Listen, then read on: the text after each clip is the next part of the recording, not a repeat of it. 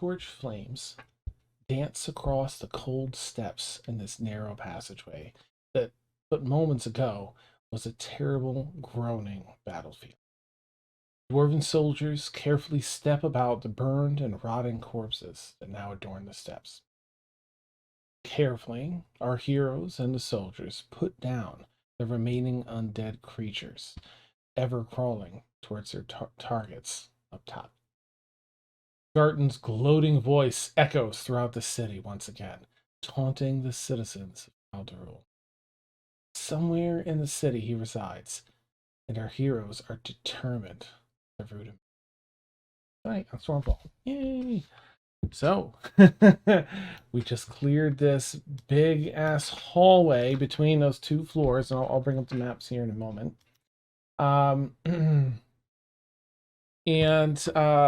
Yeah, very strategically with Divanya and Aaronwyn and Mort firing off spells to just blow up as much zombie meat as they could. I mean, there were other creatures on the outside of zombies, but mostly zombies. Up in the ceiling, they had a reverse gravity spell action going on, and up the stairs as well. Burning many spell slots, but decimating the forces in this hallway, allowing them access. I probably should just bring up the city map here. I'll have to fix the things. I'm so sorry, but let me get this shared out for Dan. The wrong thing. Okay, I'll get this set for you viewers in a minute. It's going to take a hot minute. The city of Calderul, players you can see here. The lowest floor, when you arrived, you saw, just again, as a refresher, there were some forces outside of the keep, just a couple small groups, some going down into the Underdark, others going into the city. The crew went down to check on the forge, safe and sound. They were pretty successful in their sneaking efforts to make it down there. All the groups seem to be 2 or 3 elves, wood elves or high elves, with a group of anywhere from like 4 up to 8 or so, 8 or 9 undead dwarves. They made it back to the city, flew into the 5th floor, the bottom floor, empty. However, there were signs everywhere of massive number of people. You know, you can't really tell if they're alive or or undead, but plenty of people. At one point, we're ushered. It looked like a party. You know, a Burning Man down here, where it's just tracks and garbage and stuff everywhere. Same thing on the 4th floor. But you made your way up the stairwell up to the 2nd floor, which is that one to the left there, by Mort's clever use of the teleport spell, head bamfing up there, and then defeating the forces down that stairwell. So now, Brewer, Fhenhold is with you, the Dwarven forces, and they're going to attack this 3rd floor, which has the prison, Roger's Hold, from the 1st floor staircase, from the 2nd floor staircase, and now they're going to go down to that 4th floor and do like a 3-pronged attack on this Roger's Hold area where they believe Garton, or at least most of his forces, to be.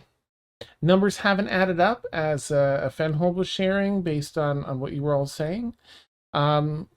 The staggering numbers that they had at first, then, you know, almost doubled with the dead after the battles on the 5th floor and 4th floor. There's no way they should all be fitting here in this 3rd floor with Roger's Hold. I think that's all the important bits of info. I'm going to change some other things here to get us set for map sharing setup. But I'll let you all take it away. Again, corpses, the last of them being destroyed, and Fhenhold is up at the top of the stairs, sort of reorganizing the military forces of the city.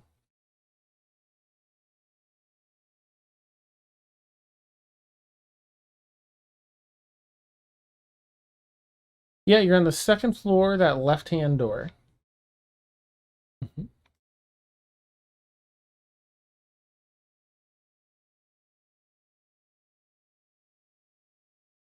Mm-hmm.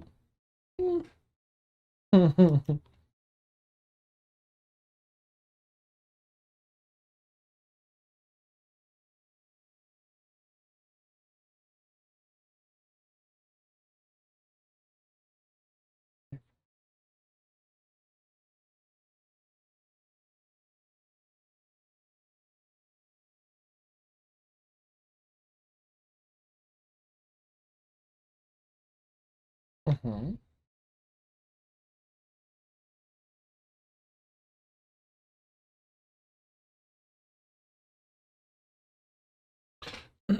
um, Effectively, they were all dwarven, members, citizens, previous citizens. There, let's see, there was a bat-like creature, humanoid bat, probably two or three of them among the group. They seem to have each of them had an arcane focus. Brought to you by Stormfall. At last.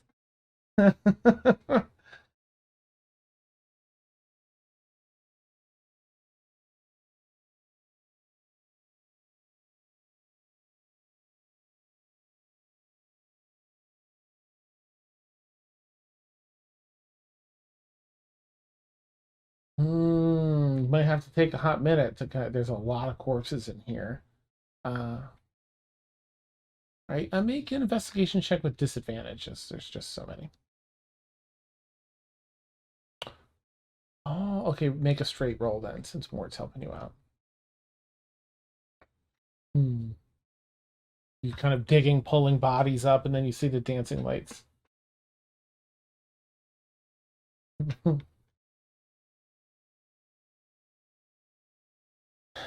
The faces are so like you go to pull it up, and it's sort of like an unfinished pancake. It's like that's pulling up from person.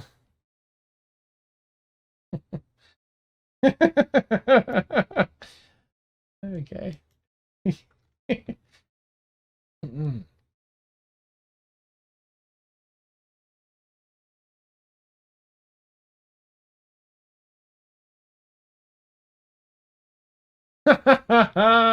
Assemble. I love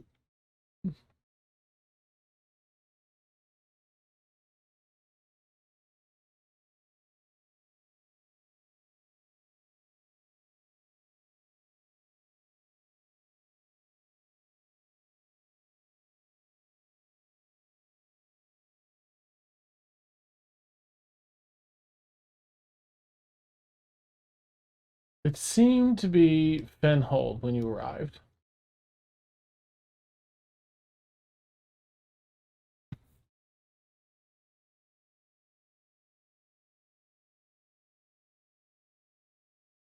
Okay. Gosh, where's my hairband? Um, so you do that. He recognizes and appreciates. He recognizes your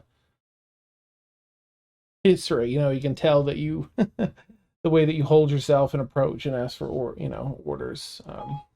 No, Siri. Yeah, knowledge is good, Siri. Okay. She just said knowledge is good. I don't know. I'm gonna have to watch this back later and see what I said. But um me. Um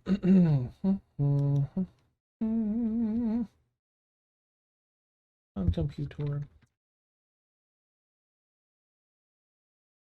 I'll be super quick sec. Where are we? Where's our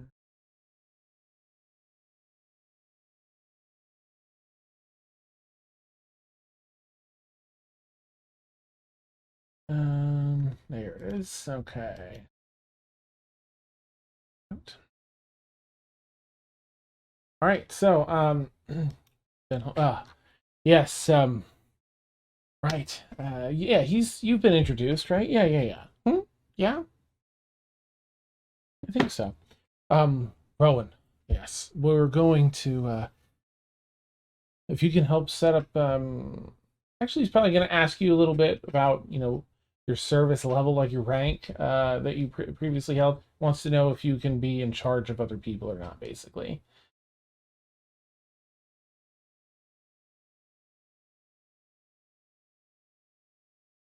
If you don't have an answer to that, though. Mm. Perfect. For now, can you help organize We have the wounded over here. We're setting up triage. Everyone's a little bit disorganized. These soldiers have not seen actual battle at all. Can you coordinate them? Make sure things are done, going as smoothly as possible with what we have?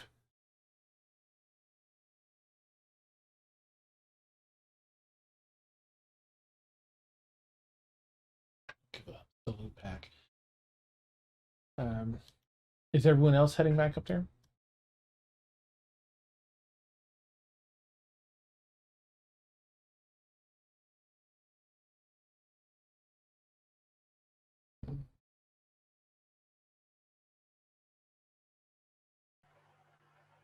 Okay. Sorry, just so I can remember, are we aiming to fight to the top, or which is the level that where Garton would? 3. We're going to 3. So that's Perfect. the there's a top one that's kind of wide.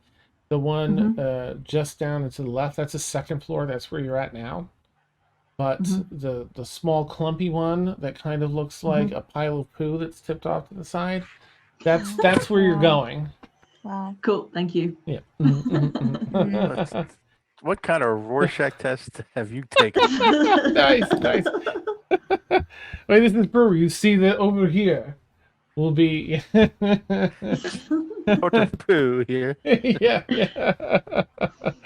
Awesome. Yeah. Thank you, Lord Divania. Aaron, that was phenomenal. What a mastery, magic you all have. We could not have done that without you. Our mages were about out of energy. Same here.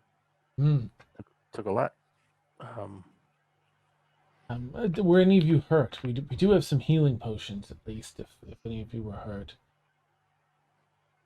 Scans everyone. It looks like you were all able to stay behind the line of safety.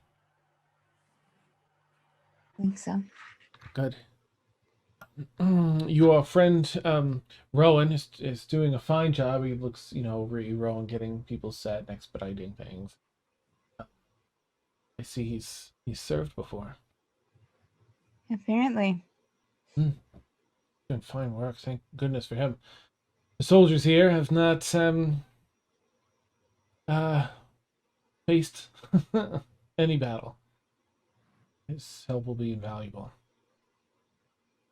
And once triage is set up and we determine who can come with us and who needs to stay behind, we'll plan the final part of our three-pronged assault on Roger's Hold.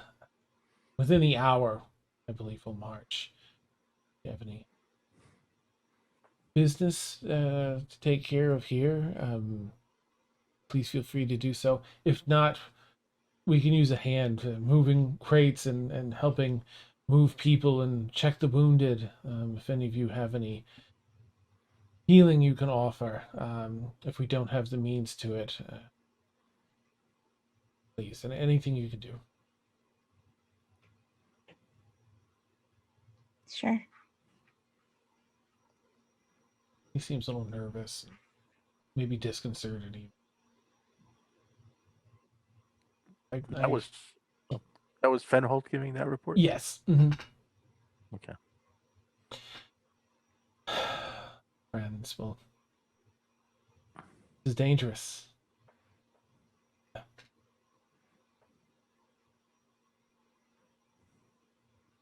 No, seems shaken. Right.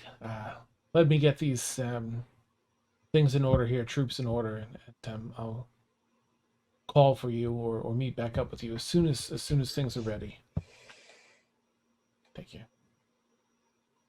They'll head off to go try and get some people set up. But it's going to be an hour or so, and we're just gonna, does anyone want to, help move soldiers or help with triage or do anything at all? I mean, whatever you want. We've got about an hour before they're all organized. Go ahead. Rain was like to help the wounded. Oh, okay. Are you going to be like healing with spells, or like just helping with bandages and administer potions? Just helping with bandage, summon spells. Um, Or it'll be a makeshift forklift with the carpet. nice, awesome. It comes in very handy here, Yep. especially with people on the stairs that might have gotten wounded in that battle. And so you bit by bit, people are kind of being dug out that got stuck in, or into the mass of bodies down here beforehand, before you all got here, or otherwise. And takes about 30 full minutes, 35 minutes to get all the bodies up here onto the second floor. People assigned. Rowan, if you want to role play anything out, please feel free to. Otherwise, you're just doing a stellar job getting people organized. Caitlin would just kind of help where she can, I guess. Okay. She can't really help with triage. But Mhm. yeah.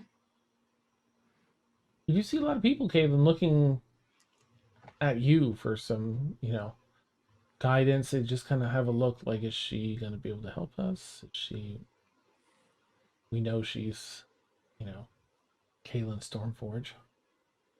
Yeah. She'll try to don an air of authority Mm-hmm.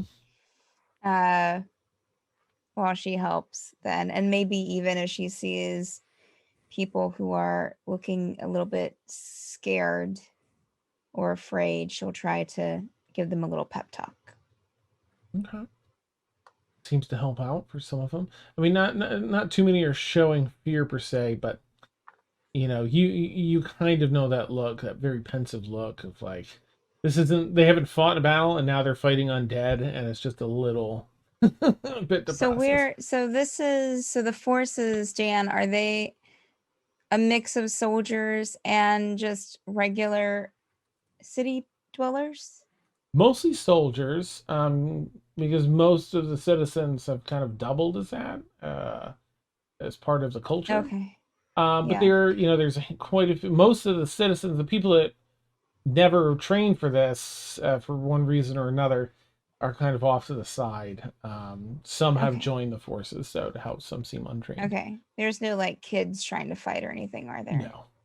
Okay. I mean, there are, but adults are holding them now. It's not the Sure. time. Yeah. Okay. Okay, so Fhenhold's going to have a couple conversations with you, Rowan, just about. Let's do that. Thank you, Rowan. I've work you've done already has been invaluable. Yes, sir. Listen, what are your thoughts? I feel like we need to get an evacuation underway, but I'm not sure how many people to leave to escort this evacuation. Do you have any insights on such a thing? I mean, it really depends on the size of the force you're going to face and how many you'll need to bring to battle. But really, given that you're facing potentially an almost limitless number of undead, I think you need to bring everyone you can to this fight. Understood. Sage advice. Thank you. Yeah, evacuation, but get the untrained and wounded, or those just who can't fight, to do it, I think. Thank you. We'll call a few of the officers over and instruct them. Take one platoon of 12, one junior officer, arm the people, the evacuees that can fight, and get up to that a safer place on the first floor, or even out into the mountain. Yeah, probably out into the mountains. Brewer's going to try and keep you. Fhenhold's going to try and keep you a bit close, Rowan, to ask advice and to help as you're already building rapport with a number, or at least the crew people. The soldiers seem to be responding to you. So yeah, okay. So about 45 minutes goes by. You get some more plans kind of drawn up. It seems like this three-prong attack is going to be the way to go. Your report of almost of light forces and a shorter hallway. I mean, they know the length of the hallway leading up from the fourth floor. It's all planned out on who needs to go where. Fhenhold's going to go with you all. And so he gathers everyone together. Garrick and Blueberry and Aaron Winmore, Kaylin, Rain, Rowan, and Devanya, the whole crew. Friends. This is like an enclosed space, not with the other soldiers around. Rowan here has been, again, invaluable. If we get separated, please trust in your friend. They know what they're doing on the battlefield. I'm sorry that we're here. This took a turn we weren't expecting. But thank you. And he puts his hand on your hand, Kaylin. Gives it a squeeze. Thank you for coming and the warning. Looks around at all of you. You've already helped turn the tides.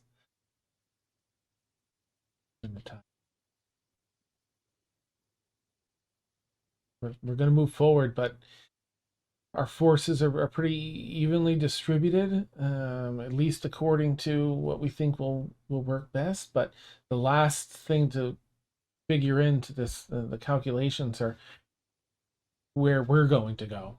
Us, a lot of us. And he'll look a little bit, to Rowan first, and if you looks, asking Rowan, and then around at the group or anyone has any gut feelings with all that you've all been through on whether we should tackle from the first floor, here from the second, or up beneath from the fourth. Please share.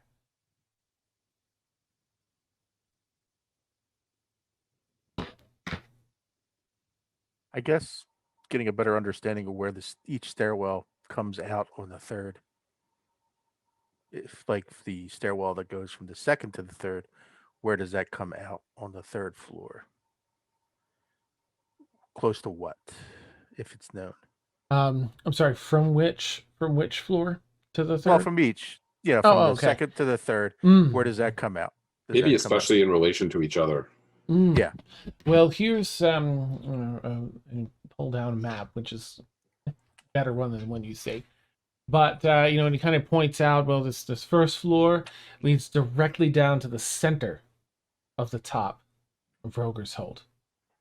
If we approach from the second floor here, that enters the western entrance of Roger's Hold. And lastly, from the fourth floor up is almost the center of the southern wall. So we have a north, well, not north, but an up left, an actual up left and down point of attack. And now Roger's Hold, of course, is mostly built into that eastern wall, that north and northern eastern wall. We're expecting incalculable forces. We don't know how so many have fit in to this one hold floor, but we have plenty of we have some paladins and some clerics that will be able to help us against the undead. Is there a one entrance that would have less of a bottleneck than any of the others?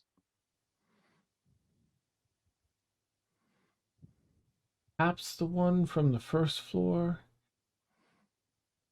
They're all rather limited.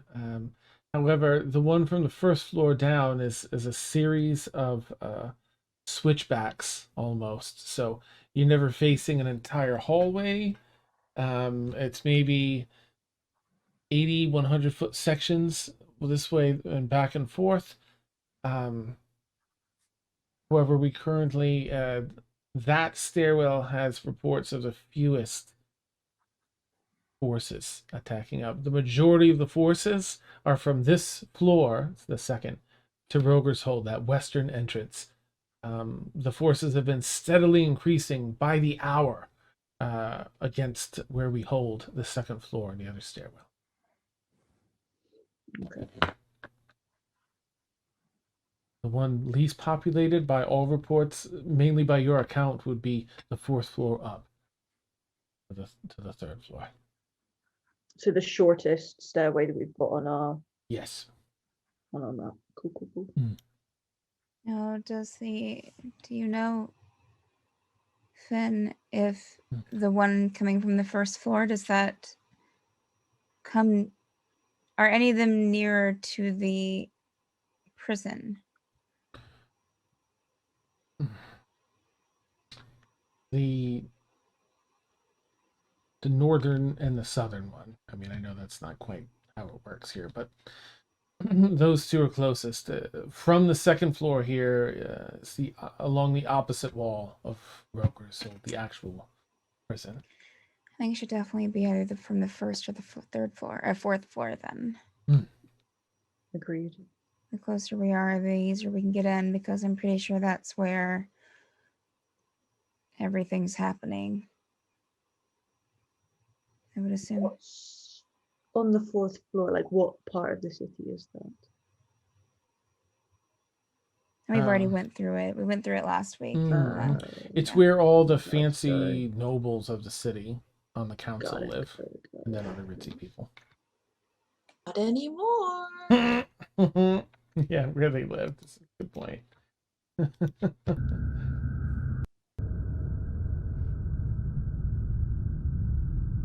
From what I recall, it took a while to get across the fourth floor. That may give them some more time to reinforce, I guess, the attack on the second floor. Or I could just be overthinking this. Never. Not with Dan. I don't think I really understand what you're saying.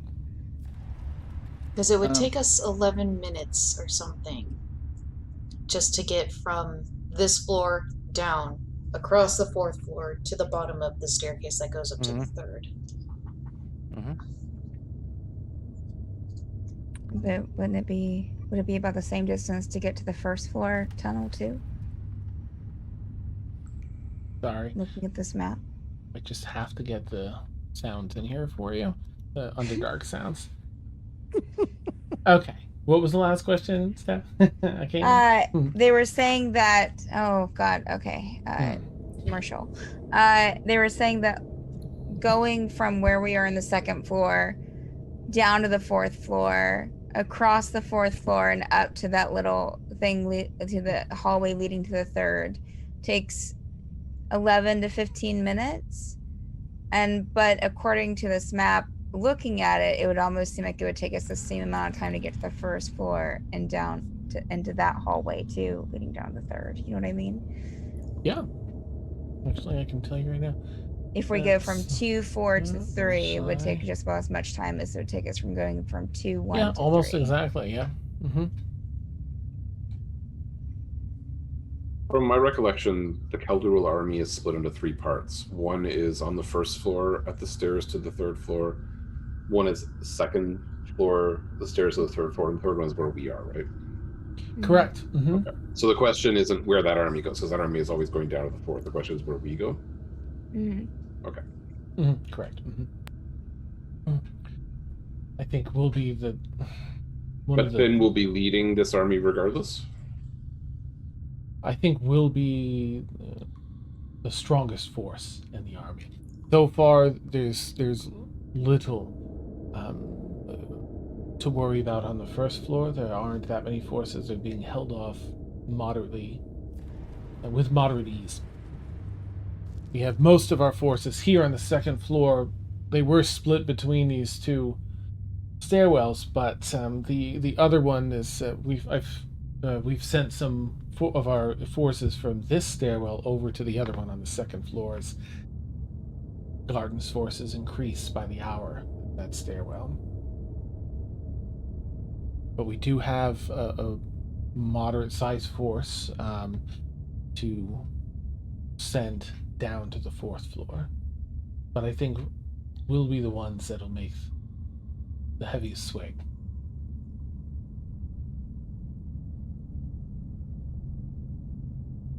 I think that maybe we should go from 2, 1 to 3, personally.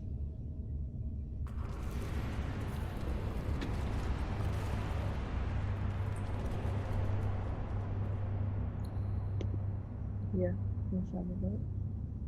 I'm not sure. At first, I thought maybe the short shoot between 4 to 3. Try to minimize the time we're stuck in the stairwell. That's more heavily armored, though. Okay.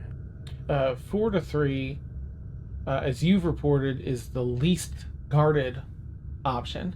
Because you all I thought there heard were that a bunch of other voices on the other side. there were, but not as many as like in this stairwell you just cleared, or by reports of the other second floor. Maybe the 1st floor is lighter, so it might be the same as the 4th floor, based on reports. I don't know, maybe we should do 2, 4, 3 then.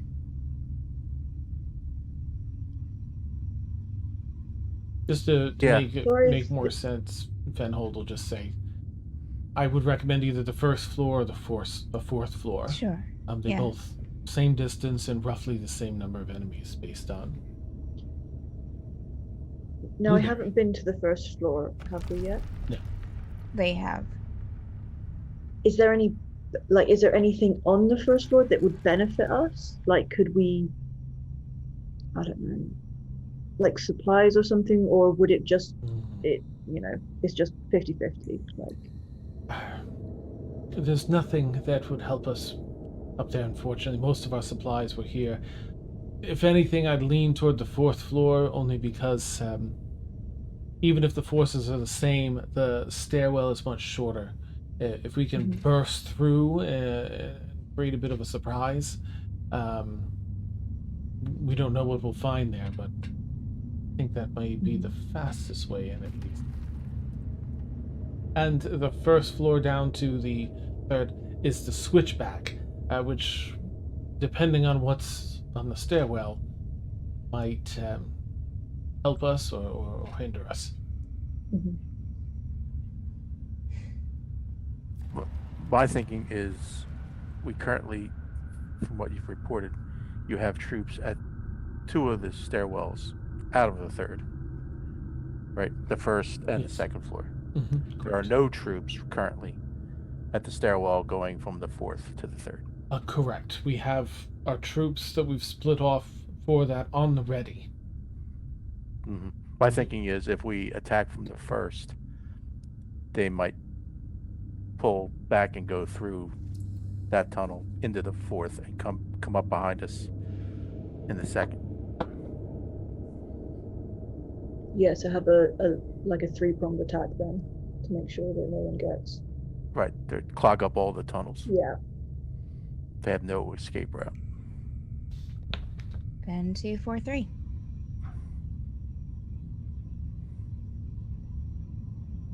I think so. Let's do it. Let's prepare. Very well.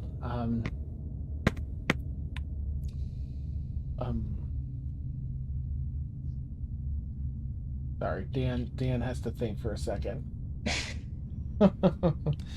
All right, we'll prepare the troops. We'll march, lead them in the charge, and I don't know what to expect here. And I'll pull down sort of a layout of Roger's Hold, which again is effectively what you see. There's, some buildings up on tucked into the wall up above Roger's Hold. Off to the west-hand side is a number of the buildings for the constabulary force here, as it is for the city, as well as some training grounds. That's what that little rectangle is. Those are little training dummies if you zoom in. Wow. I Bless. that's all I can do. I'm so sorry. Bless. Aw. But Roger's Hold is the part that has a little. Well, you've been in there, so we'll expect an overwhelming force. We suspect that Garton's in Roger's Hold somewhere, doing what? Can't say, but he ran it for quite some time and seems to have had a number of secrets in there, all his own. So maybe he has some plans or something, probably deep within the hold. We'll do everything we can. Our troops are set, the Paladins, the Clerics, to push aside as much undead as possible and turn them so that we can run into the hold and make some. If we can take Garton down, then I imagine, well, either these undead will simply return to being dead, or they won't have a master and there'll be chaos. But without order, they should be easier to take down. I hope. He'll be taken down. All right, friends. Once more into the fight, and he'll kind of hold his hand out in the middle of a table for like a pre-battle cheer. Yeah. Once more into the breach. Right. The hype heads out, and then like the pace picks up. He heads out and he starts calling orders, asking for Rowan to be by his side as and lead the charge with him, and all of you. And you march through. You get everyone in order.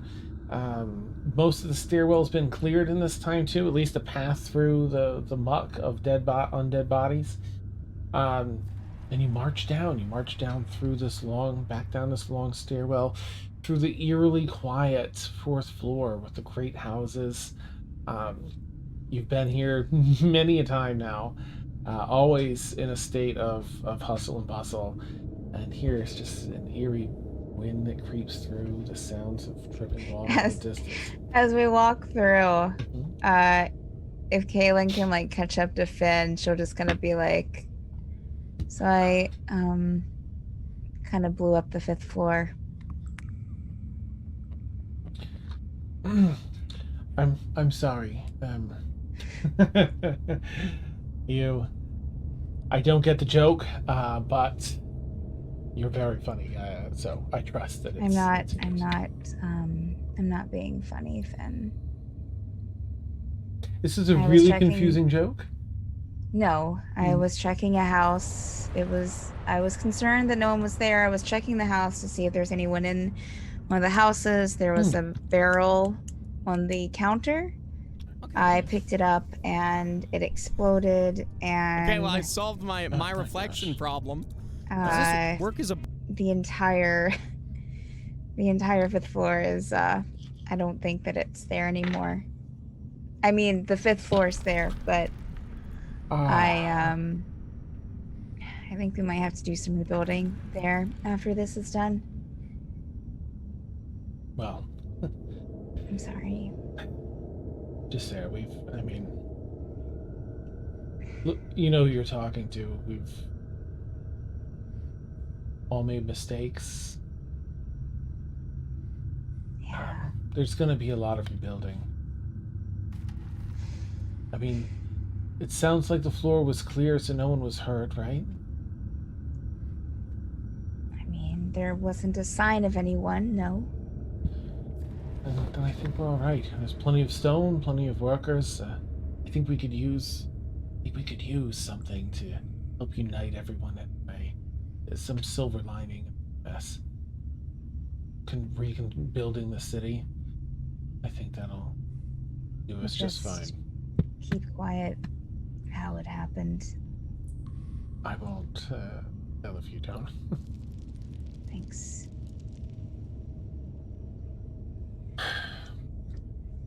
Well, off we go then. Yes. All right, and you're gonna, you march through again, eerily quiet until you get to the base of that other stairwell. And it's a shorter stairwell. You hear sounds above, the same shuffling and breathing sounds that Mort heard, a couple times now down here, but also in the initial scrying on Garton, to some extent. So, gosh, all right. Fhenhold is gonna send in this plow of clerics and paladins, and then fighters and more guards behind them to kind of create this path for all of you.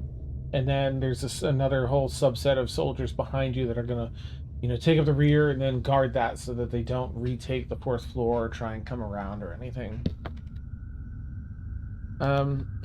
Take up. All right, up the stairs you go. Oof. As we get closer, I'm going to summon my arcane steed, Jonathan. Oh, okay. And I don't know if you would allow me to have 2 people on the horse, Yeah. Dan? Mm-hmm. Okay, so someone can ride with me, and then whoever is, we have resistance to necrotic damage. While Nice. on Jonathan there. So, and Jonathan can also fly, so we're going to be flying up above everyone. Okay, it's about 80 feet of room too above the stairs in this thing. So Jonathan. So yeah. whoever wants to ride with me can come. Oh yeah. Can I get if anyone's gonna ride? Rain? Yes. Okay, Rain, you hop on up with your good friend Aaron, and the two of you fly up above. Okay. Right. Let me open some things. Yeah, Mort will be on the carpet, but he will as we progress, he's constantly checking the ceiling for, based on what we encountered in the other stairwell. He's checking for any creepy crawlies on the ceiling. Okay. Go ahead and make a perception check, Mort. Mm-hmm. Perception. That would be my crappy. Oh 18 no! off to a 2. Oh, I saw that like oh. I mean, you don't spot anything. I mean, they would be fairly easy to spot most of these undead. So, you're looking around, you don't spot anything. You near the top of the stairs, and it channels down without any enemies. You hear the sound from further up ahead, but it all narrows down to a couple of small doorways, and what is typically a set of doorways and open gates is all shuttered down right now. So you have 3 heavy stone doorways that are blocking, impeding your movement. You have to get through these. So Fhenhold gets down, being fairly strong, and gets he's really strong, and begins, working on the first thing. He's kicking, and there's like bits of stone that start chunking out of it. And he calls some of the other guards to take their hammers and start Kaylin will help. Oh, nice. Okay.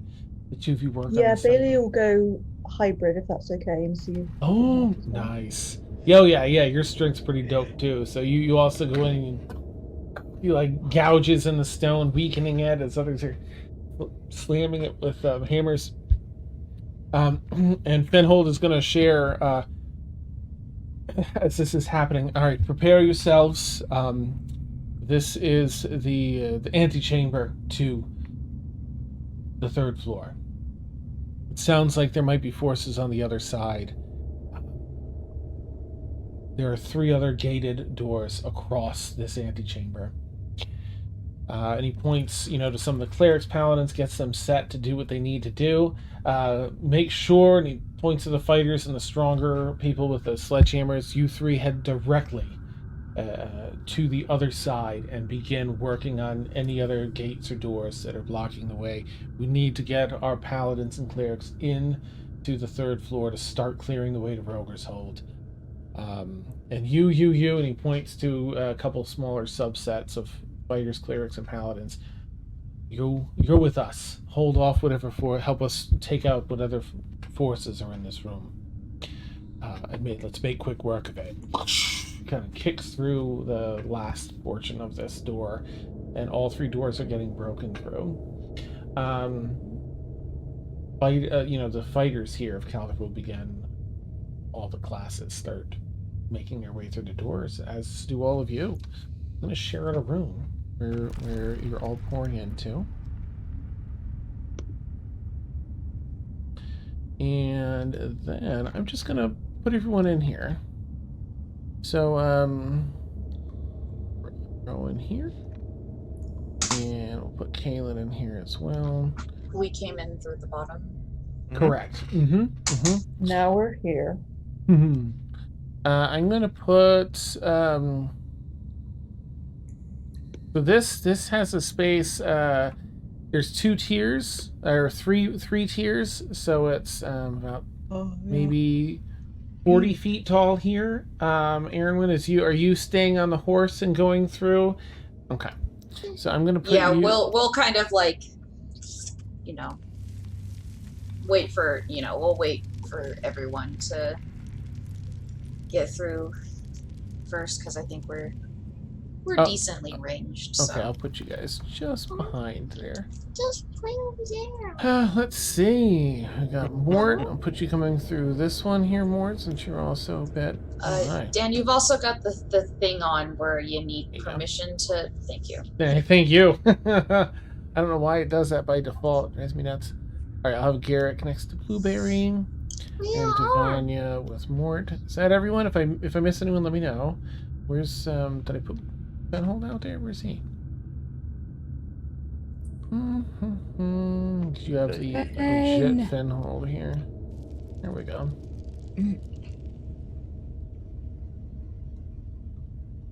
Yeah. All right, Fhenhold's on the other side of Kaylin there. Okay. Let's go ahead and roll initiative, because in this room, what you see taking up, the lowest floor especially, and then this middle floor, and almost seemingly guarding this other side here, these other 3 gates. A lot of creatures. Through the gates, because it's gates on the other side, you see. It's hard to see through because there's a number of undead sort of crawling on the other side. You don't know how great their number are on the other side, but you just see your vision is obscured. As you look through the gate, you just see these shambling bodies. What's this? Oh my goodness, which one is this now? All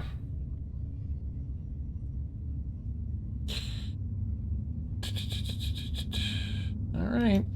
Sure.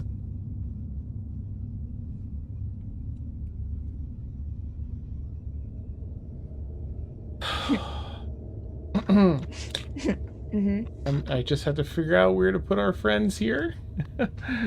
All right, we have. Well, I guess I have to leave numbers on. You see at least 8 zombies.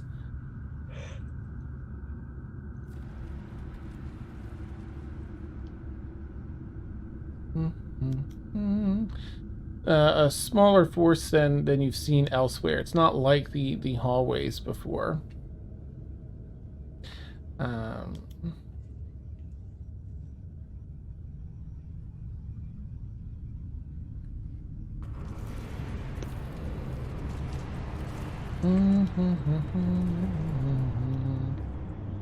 right, some of them nicely grouped up here. Oh, okay. You see a couple zombies that look a little bit different. They're dwarves still. I'm just gonna let me just change that to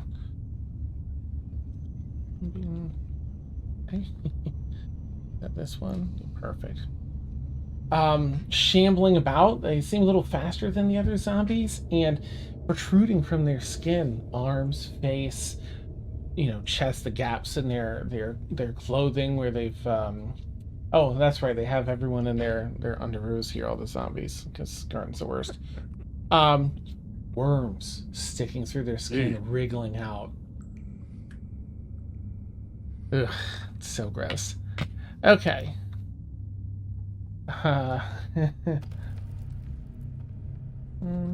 These also look like dwarves, Dan. Yes. Great. But still, not the most alarming of the things you see. For I thought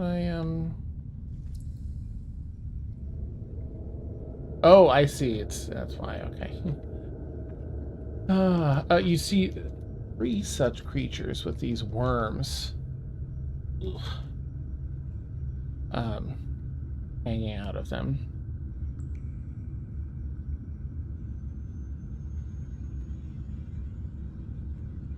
Right, where's that one? Of course.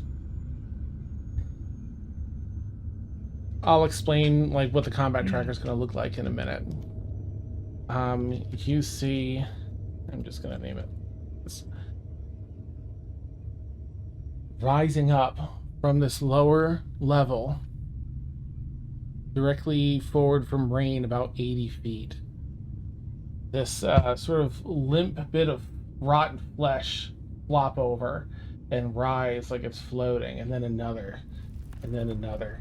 And then they all kind of slowly look up, and there's eyes in each of these stalks. There's a zombified beholder. Atop it, Oh, shut your face. an illithid's tentacles crawl. We'll just Daniel call that- Marie. I'm so sorry. Daniel I know. Marie. Dan, if you kill another character with the beholder, do you know how much we're all gonna rage? Yes. Sam's gonna come round your house. Nice. I will fly. There are I'll row myself across the goddamn ocean, Dan. nice.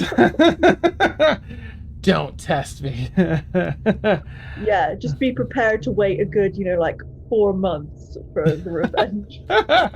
You won't know when it's coming, Daniel. You'll forget all about it, and then.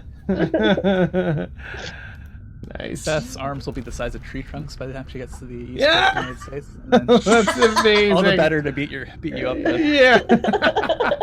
Oh, I love it. I Beth's love arms it. will be just like Groot, but longer.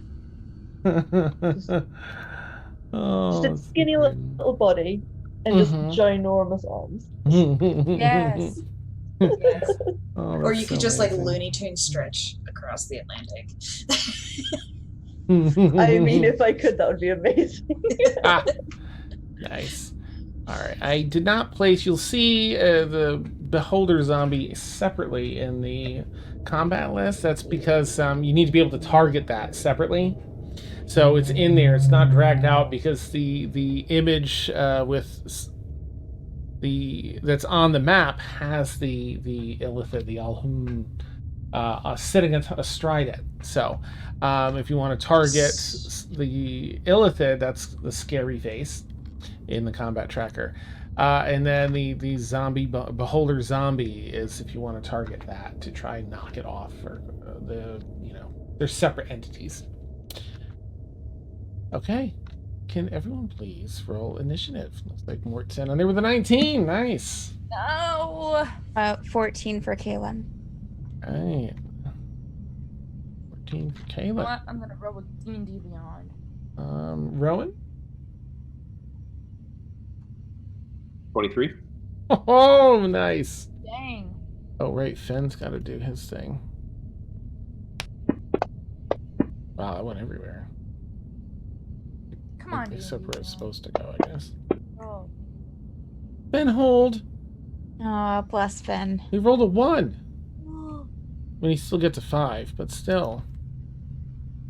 Okay, Rain. 11. Not bad, not bad. I rolled a Blueberry? D&D Beyond. Oh, wait, I rolled hang a on. 7. I'm so sorry. What was that, Blueberry? 14. Oh, okay. Nice, nice. Aaronman? 10. All right. Okay. Nope, not a 1. 10. Thank you, buttons. Garrick?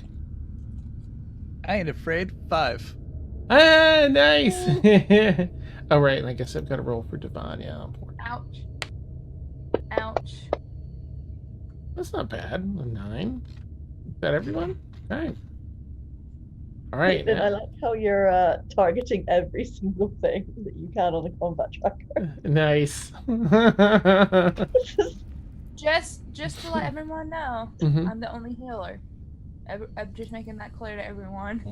Other than the paladin. Ooh, that's right. That's right. Oh yeah, but I want rainbow heals, please. Sounds amazing. Okay, so at the very tippity top, we have Rowan. Fhenhold, yells, "Charge!" to... As he stands in the back. Yeah, I mean, he's doing the heroic charge and letting everyone else go. Yeah, so you've got a number of undead enemies here. Everything seems to be undead. Rowan will take a moment, clasping their medallion of Sune, and cast Aura of Purity. And then Rowan will move up to here. Nice. Let's see. And that's it. That's good. Okay. Oh, I see. That's an action. Gotcha. Yeah. Okay. May I ask what the Aura of Purity does? Sure, I'll give you a quick read here. Thank you. Non-hostile creatures in the aura can't become diseased and have resistance to poison, and advantage on saving throws against blind, charmed, deafened, frightened, paralyzed, poisoned, and stunned. Nice. Okay. That's the 30-foot radius. 30-foot radius aura? I love high levels. Amazing. Okay.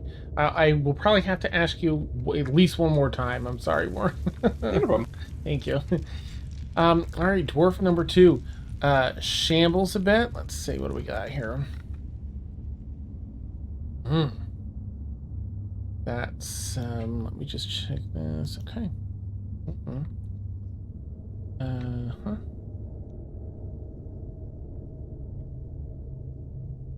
Okay. 5, 10, 15, 20, 25, 30.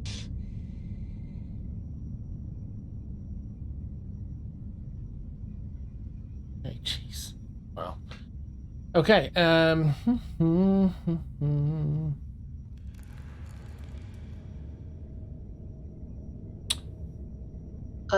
Yeah. just as a point to note, when we came in, I guided Jonathan up, so we're like 15 feet off the ground. Okay, I only think there's 10 feet up from the bottom, so you've got another 30 feet. So yes, you're about halfway from the floor to the ceiling at that. Okay. Just FYI. Thank you. Okay, good. All right, this particular zombie shuffles up and starts drawing their hands up and making motions that are reminiscent of spellcasting. Just for any of our casters, so you know. Which one is it? This is dwarf number 2. He's right in the middle of the steps up there, the upper steps. Oh, we're way too far away. Okay. May I please have then, Kaylin, please make a wisdom saving throw. Oh, that was someone else, I think. Wait a minute. Mine, is that the one? +5 bonus from the Aura of Protection. Nice. Oh, that's gonna come in clutch, I'll tell you what. Okay, that's what that is. Okay. Sorry, I was just checking something really fine. quick. The space fills with the echoing groans of undead, the sloughy sounds of Oh, fleshy eye stalks from the Dan. beholder. Oh, Dan. Okay. All right. Yeah, pretty gross. Mm-hmm. Wisdom saving throw? Yes, please. And that was a +5, right? Yeah.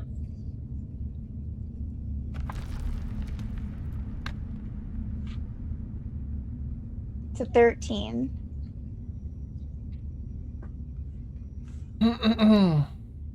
Okay. Well, you are walking full stride to take these things on, and your body seizes up on you. You feel as though you have been paralyzed. The end of each of your turns, you'll be able to do another wisdom saving throw. Okay. You're going to have advantage on that because the paralyzed saving throw, the aura purity, gives you advantage on that. Oh, should she do this one at advantage then? For this first save? Okay, do a second roll. See if you get... You feel like you almost pushed through, but it just... 5. Oh, no! Instead of an 8. Yeah. Okay, and that's with your +5? I guess it doesn't matter. Yeah, well, I mean, yeah, it was a lower number anyways, so... Okay. So with paralyzed, you can't take actions or reactions. You automatically fail strength and dex saving throws. Attack rolls against you have advantage, and any attack that hits you is a critical hit if it's done within 5 feet of you.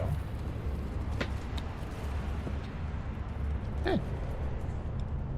Off to a good start. But you do lock up, and Fen kind of pauses and looks over at you, worried. Yep, paralyzed. Okay. Next up, of course, is this dwarf zombie. He's going to take 2 steps up to Rowan and try and go for an attack. Oh, it's this thing. Gross.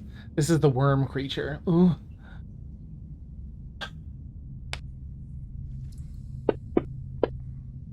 Natural 1.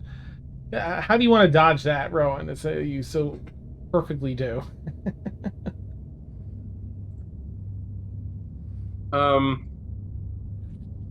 Just gracefully ducks out of the way. Nice. Like a leaf on the wind. All right, and then as you dodge, one of the worms jumps out of the arm like it's fired with some sort of propulsion and tries to latch onto your skin. Please make a dexterity saving throw.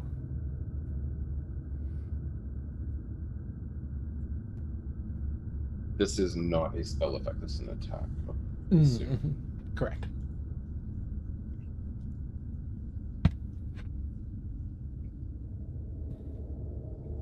$25. Yeah, you just slice the little worm in half, and it falls on the ground. No problem. That's it for that particular one. The next one begins shuffling toward everyone. 5, 10, 15, 20, 25, 30. Mort, you are up, so there's going to be a couple zombies after you, and then it'll be Kaylin to do her save, and then Blueberry after that. Okay, but Mort, you are up right now. What would you like to do? Okay.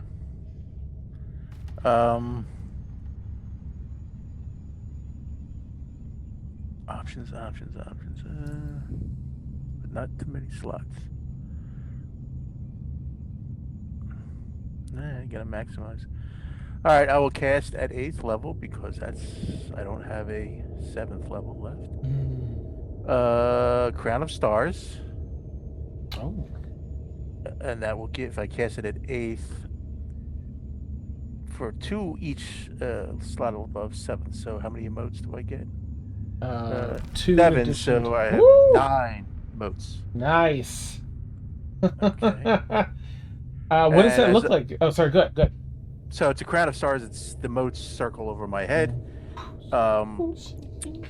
And as a bonus action, I will use the first mote on. Let me target.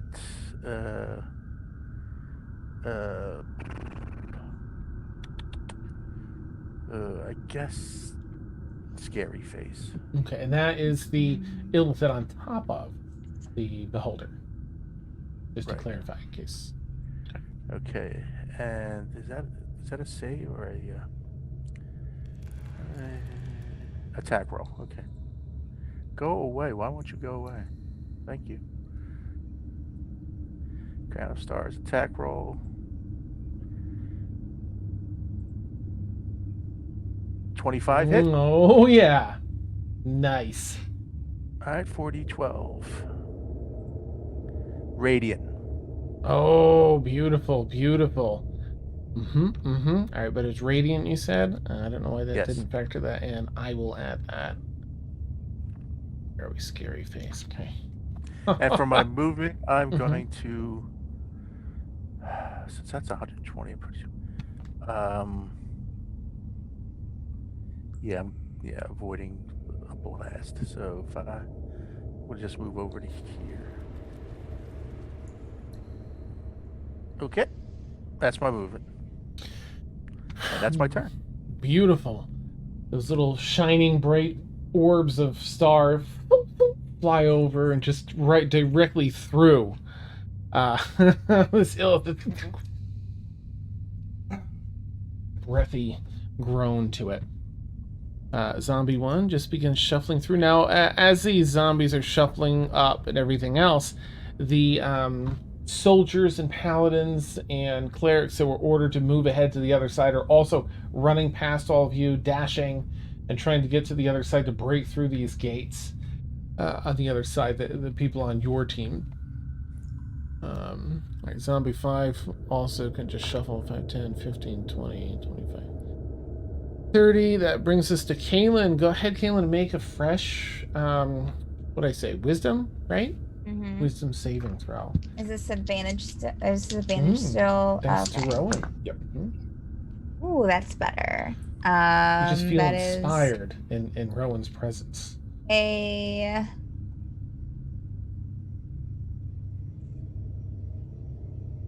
24. Oh yeah. This blows it away. This isn't a super high. Okay. Yep. Yeah. It's the end of your turn, unfortunately, but you're like, Yeah.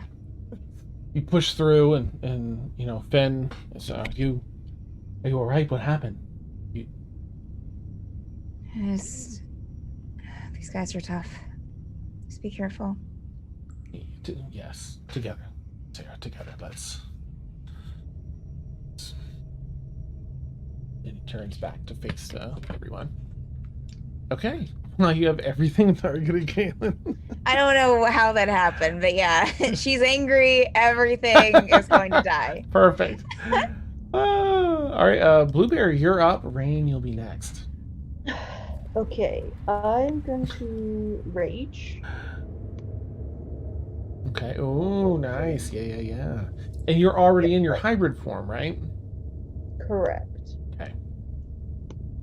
Correct. So I'm going to move 5, 10, 30, 15, 20, 25, 30, 35, 40, 44. There we go, because apparently I needed to count that out loud. It helps. Okay, I'm gonna go after zombie number 3. Okay. So I'm going to do I'm going to do a scimitar attack. Because why not? Ah. Now, how do you roll this on D&D Beyond? Oh, there should be a little like magnifying glass. Your actions tab, the bottom one, and then there's nothing there. Probably because it's your puppy form and not the other one. Let me just see if your hybrid form has. So that's not at the same level. Okay, I will quickly. Oh no, I meant D&D Beyond. Oh, gotcha. I was on the. That should also be in like actions, like the right hand side of the page, maybe down near the center. There's like actions, spells, things like that. You want to click to hit. or the number underneath it. Thank you. Thank you, Ed. Hey. So that is a 26 to hit. Oh, yeah. Cool. Okay. So that is 7 damage. No, sorry, 10 damage because it's with my rage bonus. So 10 damage. Oh. Nice. I will add that. And then I will hit it again. Okay. Nice. Oh yeah, you have your extra attack. Neat. 19? Yep. Oh, that hits. Okay, and 11 damage. Okay. Oops. That was silly, man. Try that again. This zombie, you hack an arm off, and then you slash back, and part of it's sort of like you get it right in the shoulder, the other arm just kind of bends loose. It looks pretty close to its second death already. Okay, so that was bonus action movement. Okay, that's it. I'm good. Okay. Oh, what is Blueberry in hybrid form? What does he look like? Does he have like any foam in his mouth, like when he's raging? Yeah, like full on, like weirdly elongated arms, like creepy, you know, and like rabbity kind of like foam coming out the mouth. Yes. And especially now that he's raging, and then like crazy eyes, just They dart a little bit, like yeah. Ah! Okay, nice. Yeah, you just hack through this. Almost dead. It's beautiful.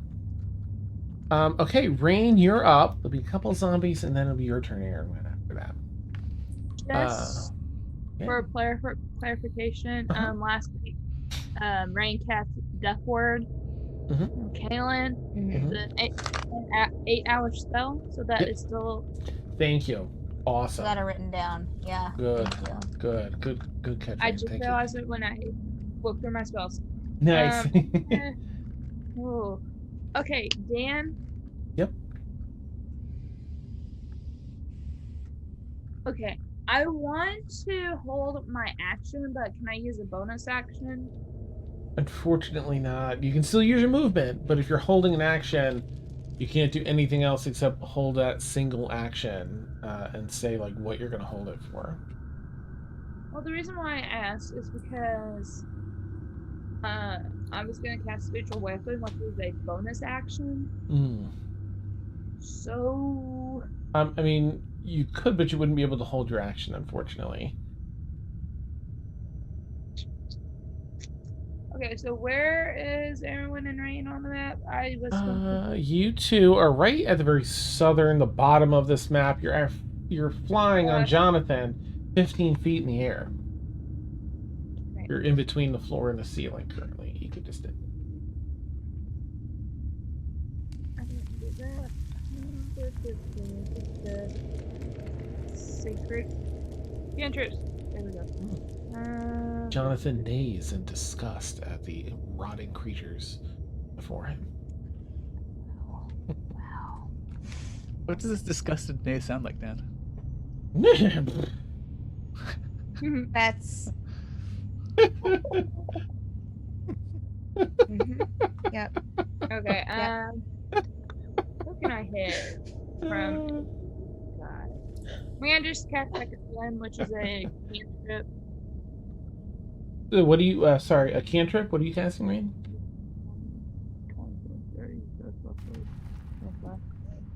Sacred Flame. Ooh, okay. And it's Zombie 7. It's a casting range up to 60 feet. Okay. Is it? Are you doing a damage roll, or do they have to do a save? Let's see. Just pick that spell up. Okay. Target must succeed on a dexterity saving throw or take 48 radiant damage. Okay. And you said zombie 3, right? 7. 7. Okay, sorry. Thank you. Yeah.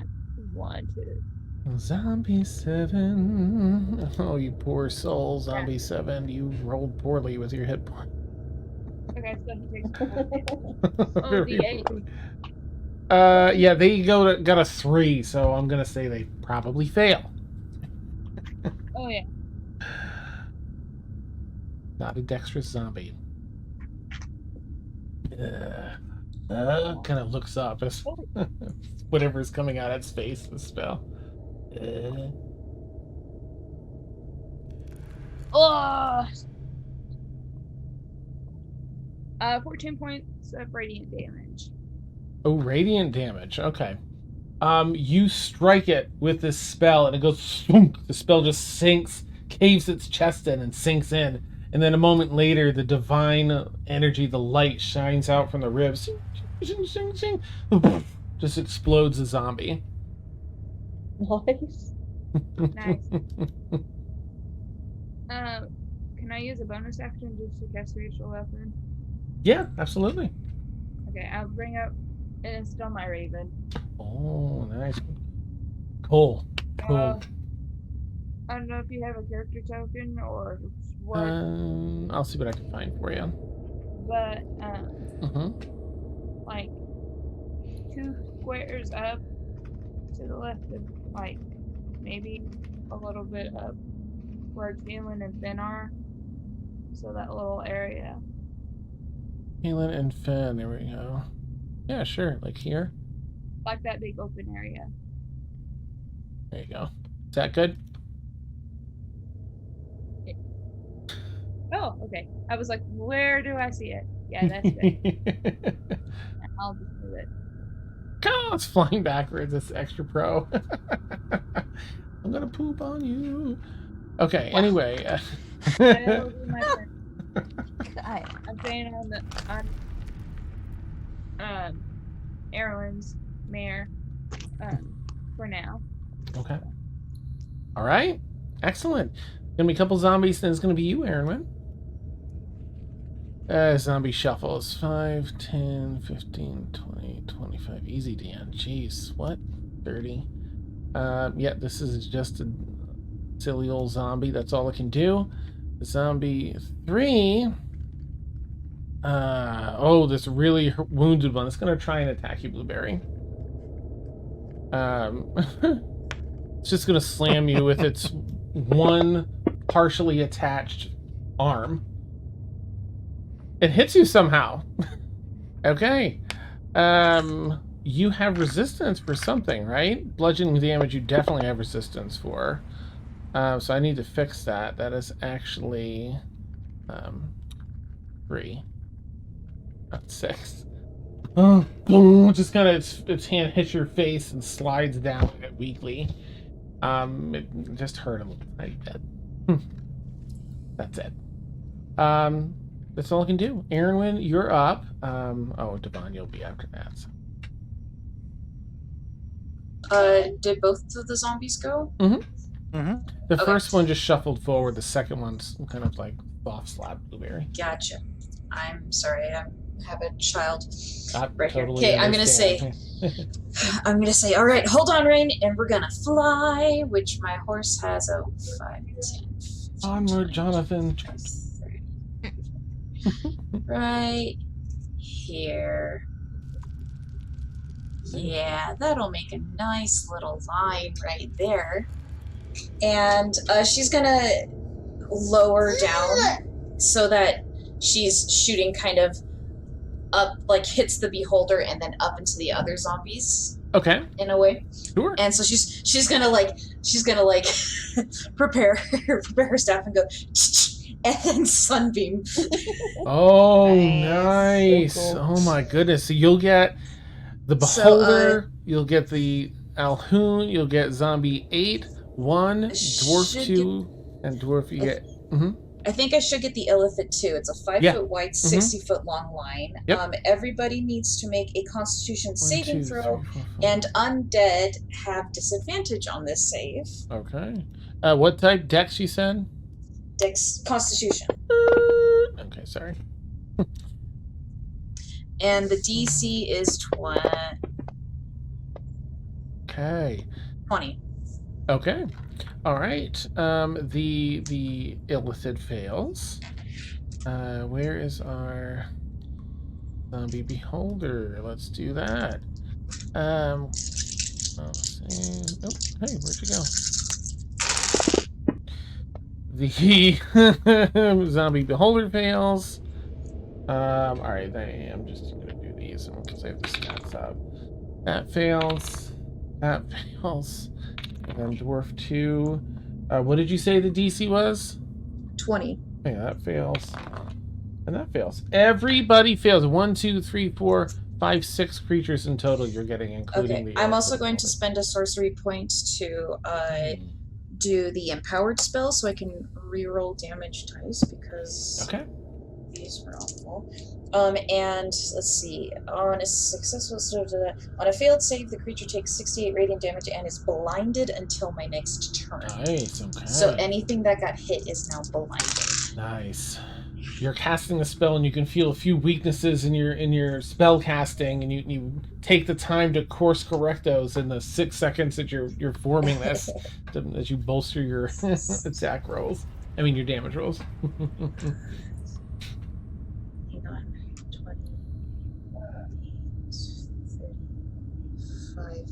35 points of radiant damage. And they're all blinded. All right. So it's radiant and they're all undead, so I think they take double, right? Excellent. Yep. So zombie 8 evaporates. The illithid might not be undead. Zombie 1 evaporates. Dwarf zombie. Okay, they don't. Dwarf. Where's dwarf zombie 1? Okay. And dwarf zombie 3. Okay. And dwarf number 2. My. Okay. All right, and then of course scary face. Already has. Forgot about that damage already. That would be. Scary face is looking a bit hurt now, starting to look hurt. And lastly, our zombie or beholder zombie. There they are. 3. And that. Okay. Beholder zombie. So, anything that survived is blinded, and I am currently concentrating on Sunbeam. Nice. Okay. So I can continue to blast away. Nice. Does that just stay there? Like, Oh no, it's I can create beams. Oh, okay, gotcha. So it's like a Kamehameha. Nice. Okay, very And, cool. That's my turn. Excellent. That was awesome. That was really, really cool. All right, Scary Face is up. Scary Face is Actually, I'm going to move again, if that's all right, because I only use like 30. I'm just going to go straight back 10 feet and up to the ceiling, basically. So that's it. Okay, sounds good.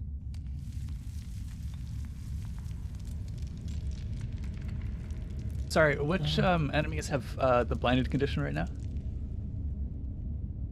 Let's see. Scary? It'd be, the Beholder? illithid and the beholder, and then I think the dwarf 2 and dwarf zombie 1. Yep, I'll tell you. A dwarf zombie 1, dwarf 2, dwarf zombie 3, the beholder zombie. However, the illithid seems to have some sort of invulnerability to being blinded. Okay. You see like a dark, cloudy flowing over their eyes. Pouring out almost. Ooh. Okay. Oh my goodness. All right. So Gary faces up, looks over Aaron. The tentacles. So you knew return fire was coming. It begins casting a spell. That's just, putting. Can it I out tell what? Can I tell what spell it is or what level? there. No. Because I would like to react and cast counterspell. Okay. So, do you want to? At what level do you want to cast counterspell? I guess would be the question. Yeah, I'm going to cast it at 3rd, so I'm going to make the whatever the DC has to be. I'm going to have to roll. Okay. This is a 6th level spell, so I guess it So would I'm be going to be this 16, 16. right? Mm-hmm. Where is Mordred on the map? I'm Way way the bottom left. You able to do that at 55 feet? I think it's 60, isn't It's it? 60-foot range. Oh. Like Okay. just in there. But thank you for checking, because I often miss that. Who are you helping here? Nice. All right, so I just rolled D20, right? Mm-hmm. Yes, and add your spellcasting modifier, Okay, which is intelligence. 5 plus. Okay, 5. I don't get the proficiency bonus, right? Correct. Okay, so Do you get any bonuses because you're within a certain? no, I'm just outside that area. Yeah. Okay, cool. Oh, Rowan's. He's just on the edge. Oh, yes, more. Rimming it. 16 plus 5, 21. That's exactly enough. Yes. They point. So- A little tiny beam starts to kind of sputters out of existence. Looks All right, over mark it that. more. 3rd level. Everyone just looks over. Everyone looks over. Thanks, Mort. Okay. Mort's gonna give it the Tentacles Wow, kind that's of rot. infuriating. Yeah. Not even. And then it just kind of whirl up in anger. Okay. Okay. Scary Face looks back towards Aaronwin, but its glance goes just over your shoulders to Rain. And the pluming darkness in its eyes grows a little bit. 2 actions. Rain, can you, if you're there, can you please make a Does- wisdom saving throw? Does this look like another spell or an ability? Oh, this looks more like an ability. Yeah, there's nothing like being visibly casted. I mean, it is technically an ability. So I'll have Rain do that before they're, when they come back. Okay, Devanya, I'm so sorry. I really am unsure how to go about your class here. Okay. Oh. All right. Does this cover? I guess she can do another one of those. A single target. No. I think she'd know enough not to use that against an undead. Okay. I think that Devanya is going to put this 10-foot square cube right on those 4 blinded, or the 4 creatures on the steps there next to the blinded ones, and drop. Yeah, I think everyone's kind of going all out, right? Man, I don't want to mess up her thing. You know what? Seeing Aaron when use Sunbeam, I think she'd use that. That way I'm not using her last 7th level spell slot, but a 6th level instead. She's going to cast Sunbeam. Unfortunately, sunbeam damage does not increase with increased spell levels. Okay. All right. FYI. Okay. All right, so she'll do it at 6th level. Concentration, 6 light. She's gonna. Where is she here? Devanya, 5, 10, Everyone 15. make note that Dan did not use the 20, 7th level spell slot, which 20. means that he's keeping it for something worse. Nice. Yeah. So off she goes. I'm just gonna have her out of the way. They have to roll their saves. Ooh, wow, she's got a really good save too. That doesn't succeed. How wide is this? 5 foot? 5 feet wide? 5 feet, 60 feet long, 5 5 feet wide. yeah. Yeah. Okay, she'll line it up this way. 5, 10, 15, 20. Oh yes, that'll get these. It'll get the 4 along the left-hand path. Nice. Okay. All right. So she's gonna roll that sweet radiant damage. Okay, 24 radiant damage, but that's pretty good. We have a zombie 6 that rolled poorly and their HP evaporates. Zombie 5.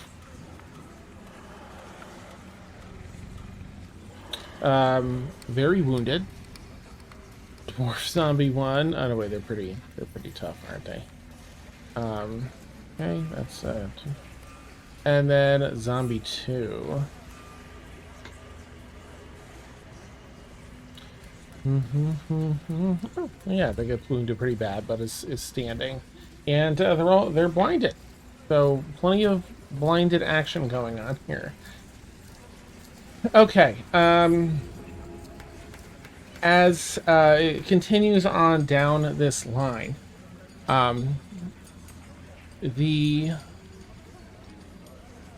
forces that you've sent ahead begin to break through the gates. They're pushing through and pushing zombies and undead out of the way using turn undead and their other skill sets. Fighters falling in line to kind of hold off some of these other creatures.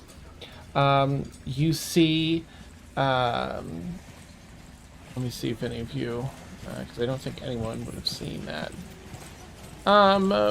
Make it like a quick. What's your passive perception? Because I can't ask you to do a roll because you're in combat. Hold on. Thank you. My passive perception. No, that can't be right. Uh-oh. My perception's passive perception. 11. That can't It's be right. if you're proficient in it, it's 10 plus your perception. No, I'm not. Okay. But So just be your 8 plus your wisdom then. Yeah. No, it's 10 plus Oh, okay. for I'm not passive perception. Yeah. Okay. Okay.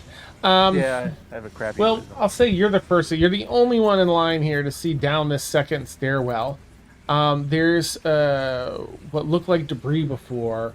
Some debris slides off to the side.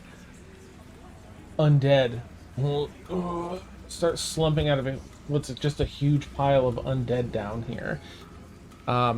Pushing through the doorway to the left.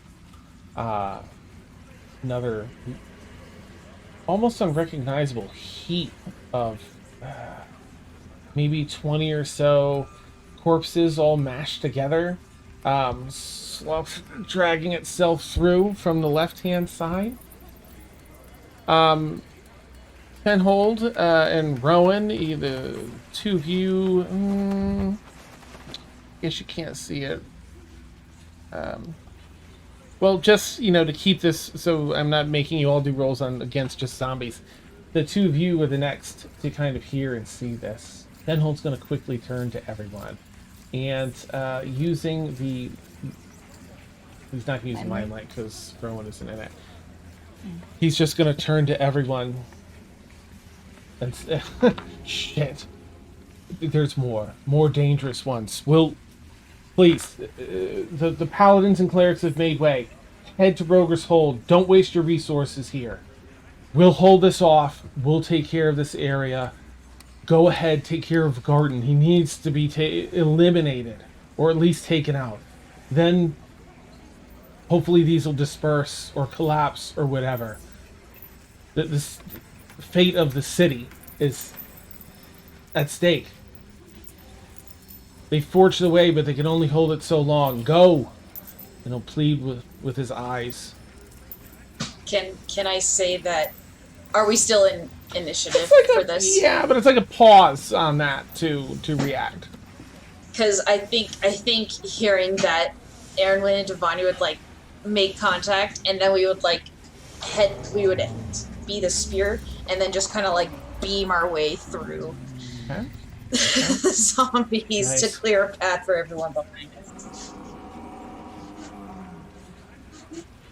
Is anyone not follow Aaron and Devani as they start? I thought that was gonna be like our Oh, it is. I cliffhanger just want to see bio like, break. yeah, I'm eager to make it happen. I just wanted to make sure, like, see if anyone's staying or if everyone's like, yeah, let's get Garton. No, Kaylin would follow, but she would definitely, because he's staying behind, correct? He's gonna hold your hand to kind of catch you for a minute, pull you close, and give you one juicy kissy. Like, she would just tell him that she knows that she loves him. So. Oh, say the same. Hold you close. So. Soon, Jacera. Soon, we'll be done with this. We'll meet again soon. Take care of him. We'll take care of this. That's right. And she'll follow. Before I follow, I will slap a flask of holy water in Fhenhold's hand and then run off. Thank you. He's tied onto his vest, like ready for an emergency. Thank you, Blueberry. All right. Board on the carpet. Well, yeah, proceed. All right. Follow Rowan's lead, please. And Garrick, did you stay on the carpet or are you walking? I guess I'm walking. Okay. Oh, yeah. Pick him up. Nice. Yeah, if you wave, I'll pick you up. So, Fenn will shout another, like, just trusting in Rowan's expertise. So, follow Rowan's lead, please. And Rowan, are you going as well? I guess we're all leaving this fight. Are we all flying out, or what's the... Aaron and Devania have their sunbeam spells up, so they're like, it's like, the Paladins and Clerics have made way into the next room, and the fighters are holding ground. I think, okay, so we're just marching forward then. Okay. Yeah, I think Mort's on the carpet. Aaron went and ran around a horse. Everyone else, I think, is walking. Okay, works. Okay, and it smells like poop in here. So with that, we will take our bio break. A little bit late, so sorry. Stinky undead. We'll be out of combat. So for those who don't know, we take like a 10-minute bio break. We'll go knock that out, and we will catch you back here real soon. Our audio will be hot, so you can chat with us if you want. Catch you then. Oh my gosh, I didn't have to pee until I started talking about it. I'm like, oh. Yeah. No! No!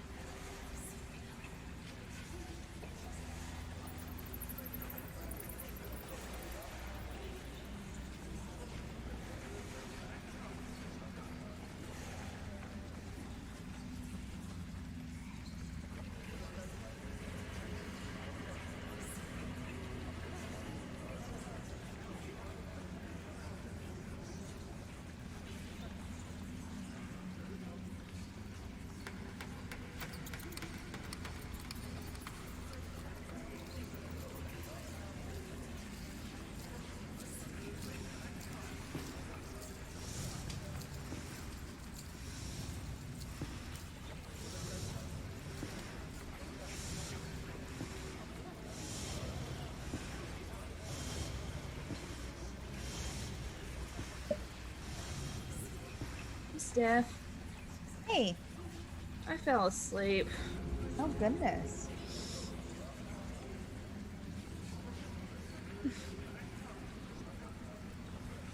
I'm so sorry.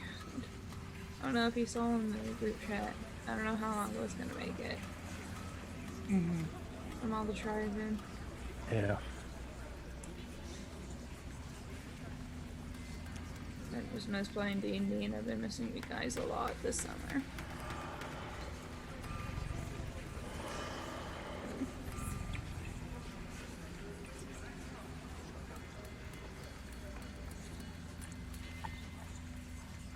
I was half listening. I was just like, wait, I don't hear Dan. And I just completely fell asleep. I was like, oh, great. So, yes, to answer Warren's question, I was in.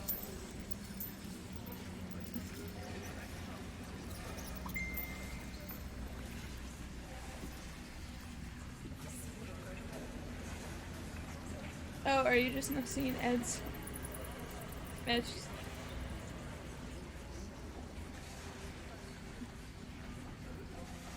Hey, Steph.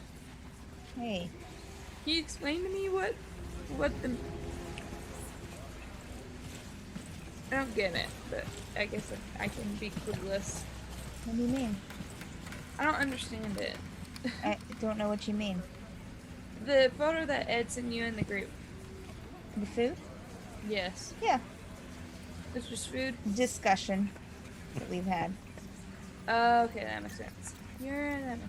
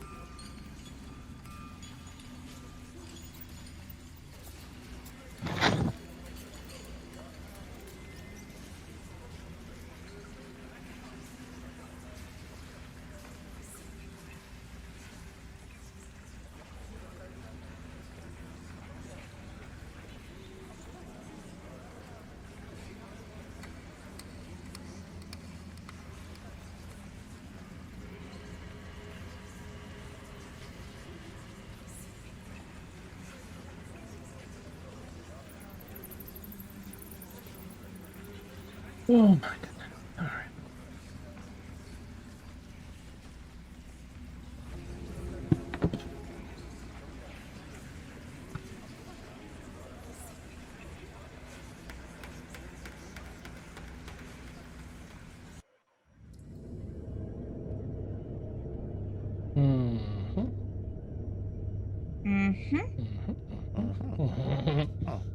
Take down our BRB screen, but we'll still be effectively away here. Oh, right. With Fhenhold left behind, I'll just go back to Dan here. D-Bun. Yeah. So, Dan, was Rain incapacitated by that attack? Yes, Rain. I needed you to roll a wisdom saving throw, but you failed 3 times since you weren't here. Just kidding. Go ahead and roll a wisdom saving throw if you would. I do apologize for that. Is she within the going backwards? Is she within 30 feet of you? Nope, they were up at the ceiling. I think the ceiling was 40 feet above us. So. Oh, okay. So they were about 15 feet above, in case that makes a difference. But yeah, they're way over there too. So 10, 15. Yeah, they're 30 feet over and 15 feet up. They're not. They're not in the radius. Okay. You said wisdom, Dan? Please.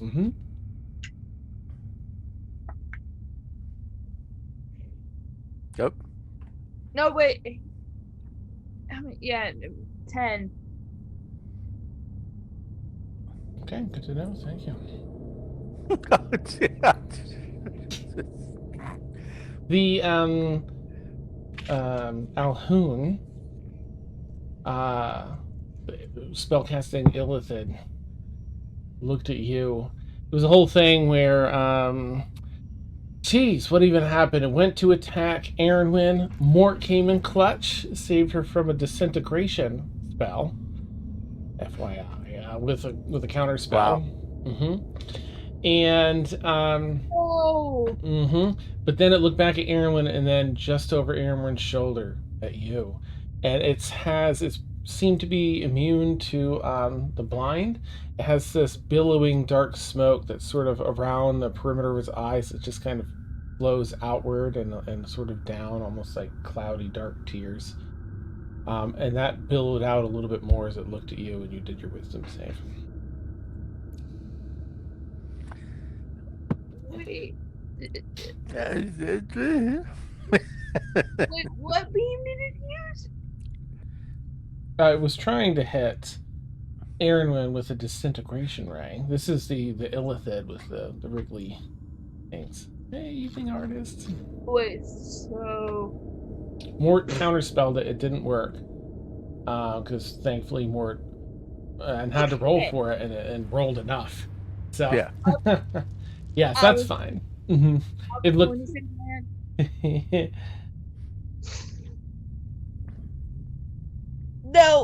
No, I can't handle it. Affected to be determined later. Yep. No. Oh. That's it. Goodbye, everyone. Well, no. But Yakko Warner. Good night, everyone. Nice.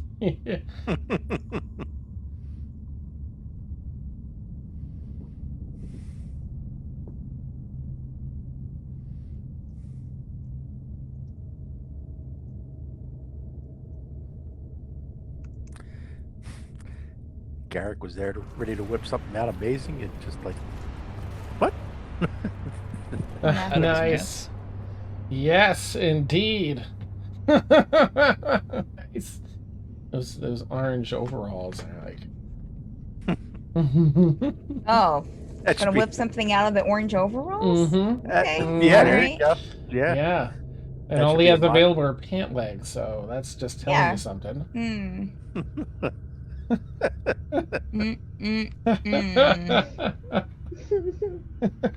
Okay, we can just get rid of. Well, no, actually, we can hold on to that.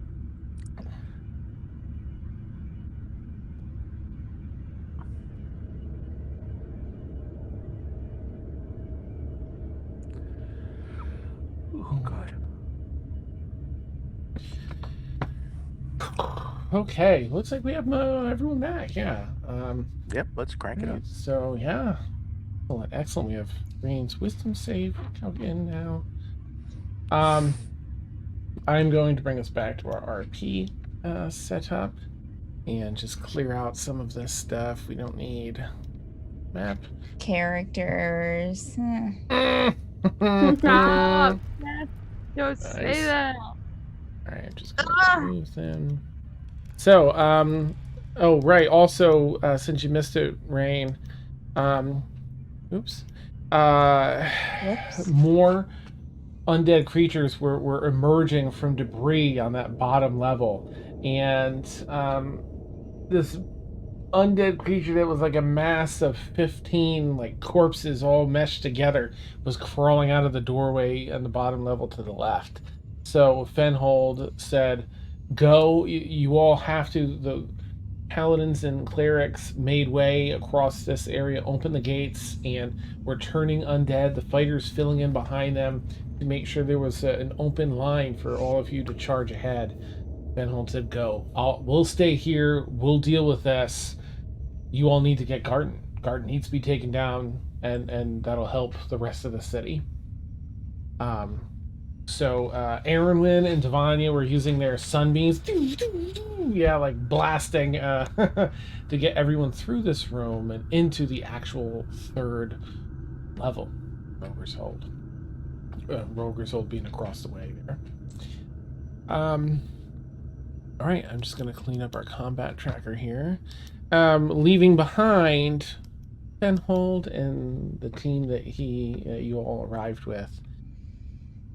Matter's getting far worse behind you. Probably just a bit of concern.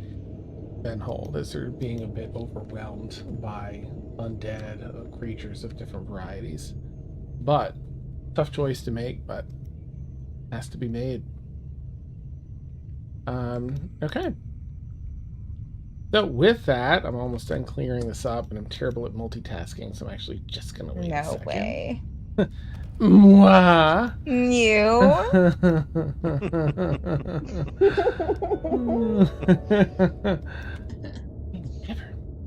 Oh, night, thank you. Ooh, 14 months, night. Awesome. Nice. Thank you kindly.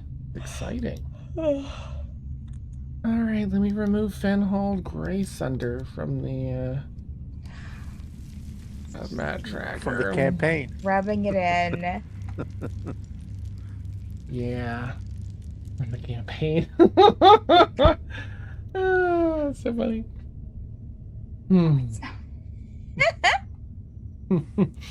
I gotta check my notes because this is like there's a lot of stuff here tonight.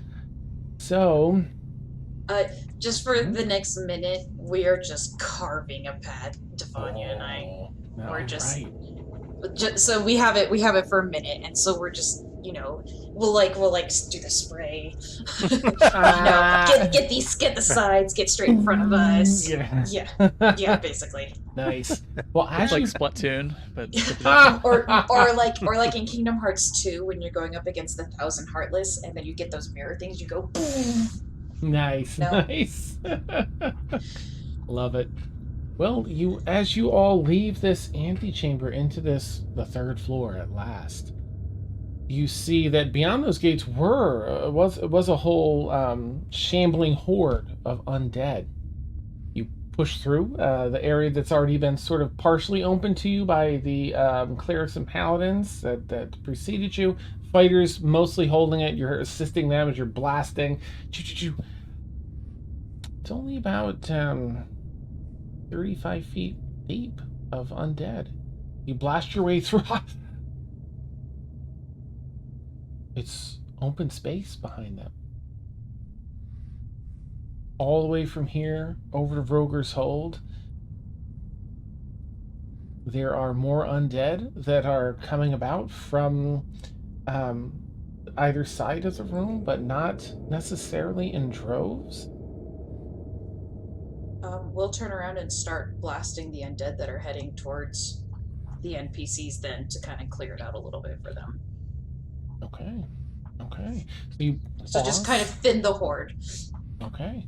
So you pause your approach and turn back to assist. Maybe a minute or so to. Or we're not gonna like run back. Just kind of like turn is just like. Okay. You know, clear off the edges. Yeah. Knock out some extras, such as they're blinding some and disintegrating others. Some more, again, approach from the sides to kind of maintain that number. But as the closer and closer you get to Roger's Hold, the fewer and fewer undead you see. In fact, as you finally reach, you're able to just, without entering combat, knock out some of these lowly undead on your way up to Roger's Hold. You approach the first stairwell into that main gate that you entered before, a while ago, and find the doors open, hallway empty. You want to enter Roger's Hold in search of Garton? More, who did you scry on? I scried on Garton. Okay, so we know he's here. All I heard were voices.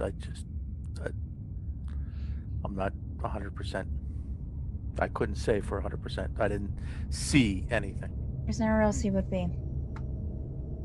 Have any of you been in this building before? Yes. Yeah, you know, this is just 100% looks like a trap. Well, somebody other than me should probably lead them, because I don't know this building at all. Kaylin will take a step forward Okay. towards the building. All right. You do notice the same chaotic tread pattern in here, where at some point recently, there were grand multitudes of bipedal creatures shuffling through this floor, all the way from, all the way up to Rogr's Hold. Gosh, I don't know how to do a passive survival check. If anyone's proficient, I guess it'd probably be the same 10 plus their proficiency modifier, but only if you're proficient. And then, whatever your actual modifier would be on top of that. My passive survival? Mm-hmm. But only if you're proficient in it. I am. Okay.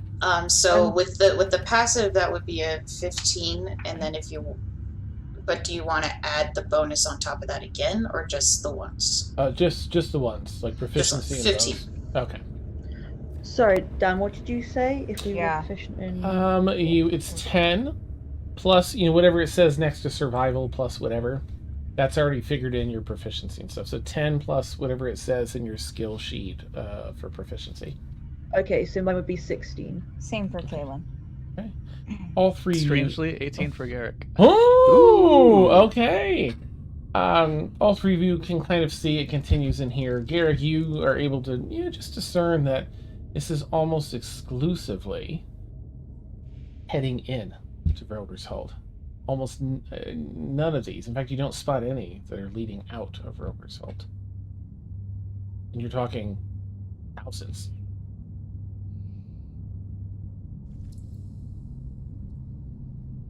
So we're heading towards the main doors, Dan. Oh, you're at the main door. You're about to step inside if you wish to. So I understand this is in a cave system. Hmm? Is there is there an around to the building, or is there a top to the building to Roger's Hold? If you zoom in, I mean, that part of the picture is fairly accurate. It's built into 3 different tiers of stone, plateaus of stone. So you're walking into the lowest, you went up 1 flight of stairs, which is effectively the lowest level in which you can enter. But it does go down quite a bit once you... I know. Sorry. No, I get it. I'm just zooming in and closer, and it's beautiful. Yes, you're welcome. So, Kaylin will turn to the others, and as she was kind of stepping ahead, she'll turn to the others. Does she want me to, should we check for a different entrance? And just going through the main doors like this?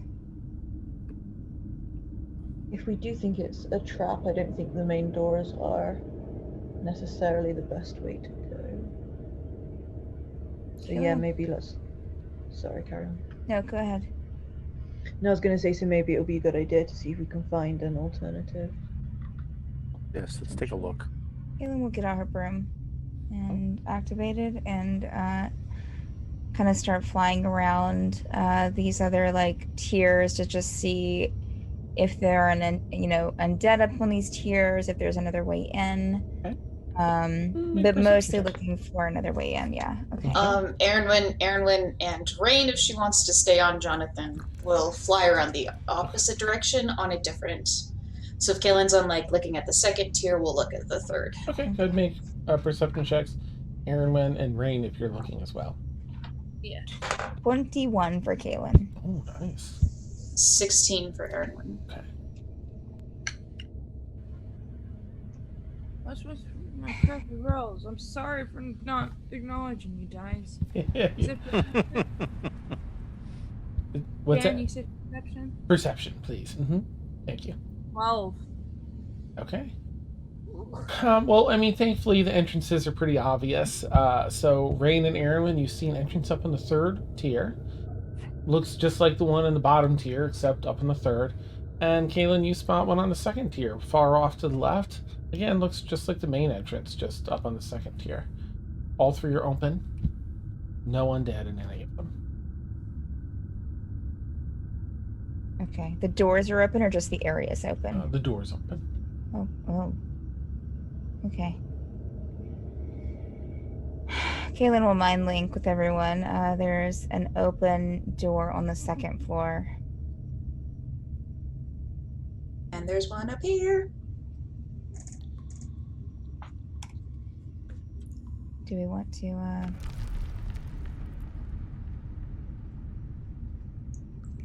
one of these other entrances? I think so.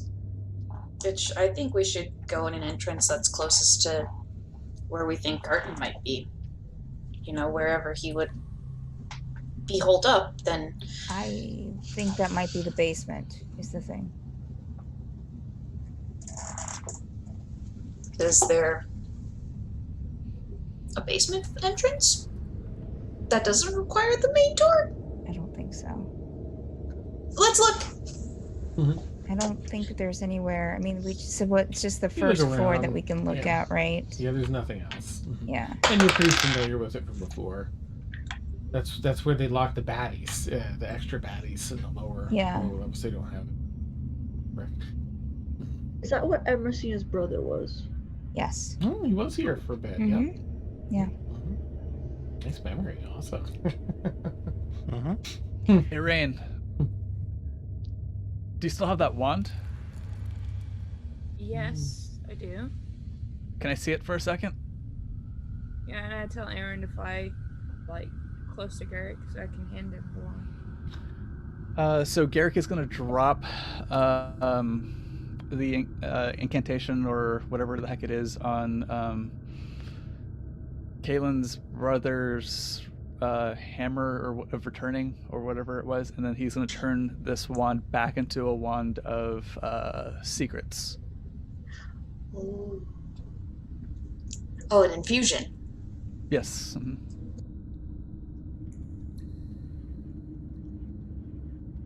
There you go. Should be working again.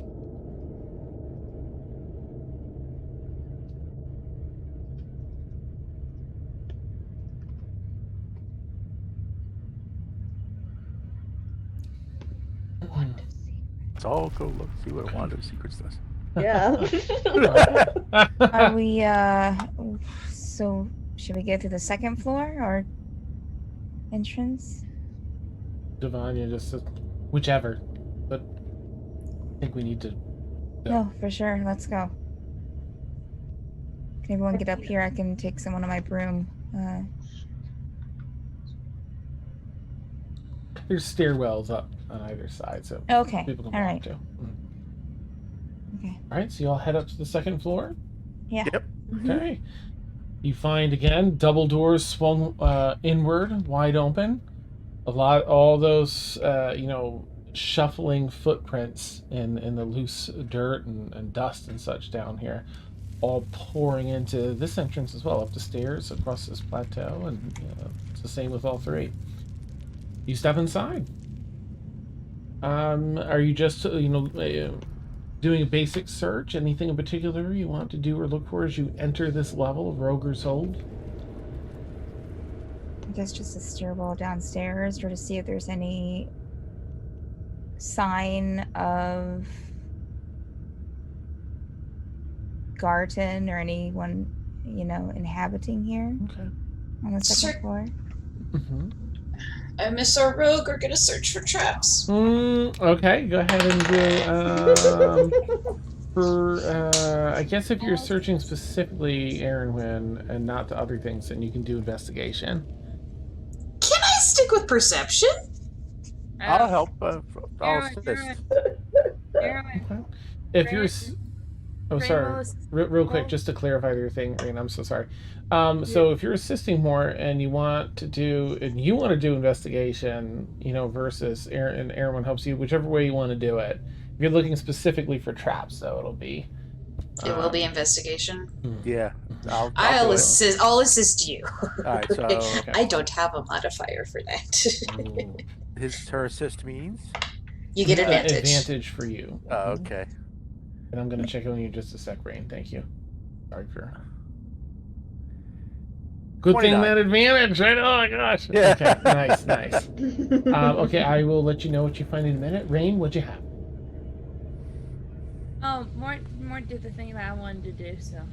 You also want to look for traps?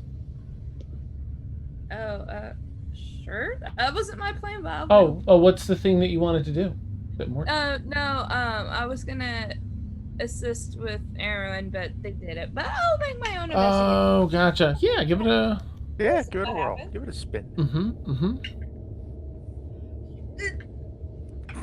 Oh. How handy. Hang on. We're gonna have a talk. 5. Oh no. Okay. You're doing your best to assist, of course. Nothing, thankfully. More with your roll. You find that there's also nothing else trapped here. Now, it seems like maybe you're starting to get this picture of this mass number of creatures being flooded in here by the thousands, right? You can tell by the feats. But likely, whatever undead came, whatever, other forces those elves are, the wood elves and high elves, and all of the undead that were reanimated. That's the number you're looking at. So perhaps to avoid any of them getting injured, or, seems recent enough where there were no traps laid. No attempts. You don't see anything. It's probably going to be tough to tell, but can I look at this pattern and say, is there a general direction? Are they coming from a direction to a direction? Oh yeah, absolutely. And plus our trackers with their passive perception 15 or higher. But you have something, Garrick? No. Oh, okay. Blueberry, what you got? I was just gonna say my passive perception's 26. Oh, jeez. Amazing. Okay, so Blueberry. Why do we even roll perception? Yeah, you just notice it all the time. That's beautiful.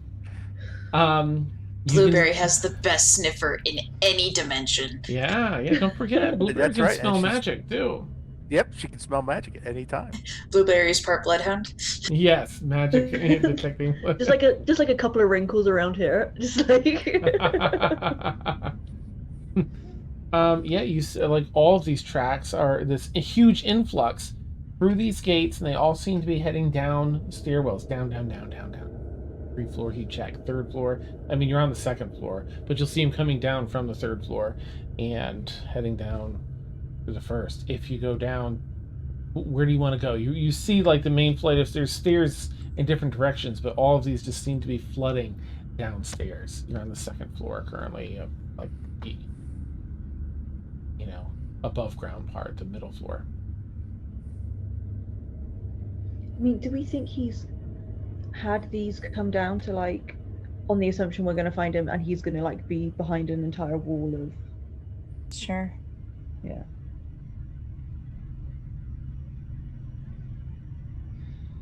Mort, could you I'm sorry, was that the main floor that you just checked out, Mort, or was that something else? 2nd. Yeah, it's the center one out of the three. I came in behind you. Mm-hmm. Oh, okay. They go down below all of that, but you haven't checked the 3rd. You're on the middle one, and you haven't checked the bottom entry one. But they continue below that as well.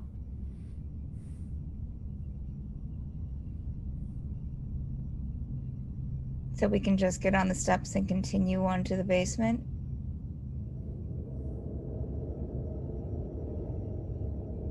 Mort? I suppose, yes.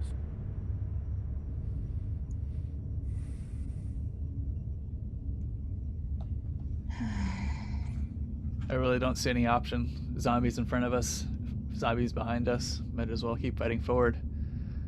Mm-hmm. I don't know another way to get to him. No. Mm-mm. Let's go. Okay. We got some butt to kick. All right, can I have anyone that wants to investigate as you go through here? Go ahead and roll an Ethan investigation probably check. would. Okay. Yeah, natural one. Okay, cool. 9. Ah, Oh 13. no. Okay.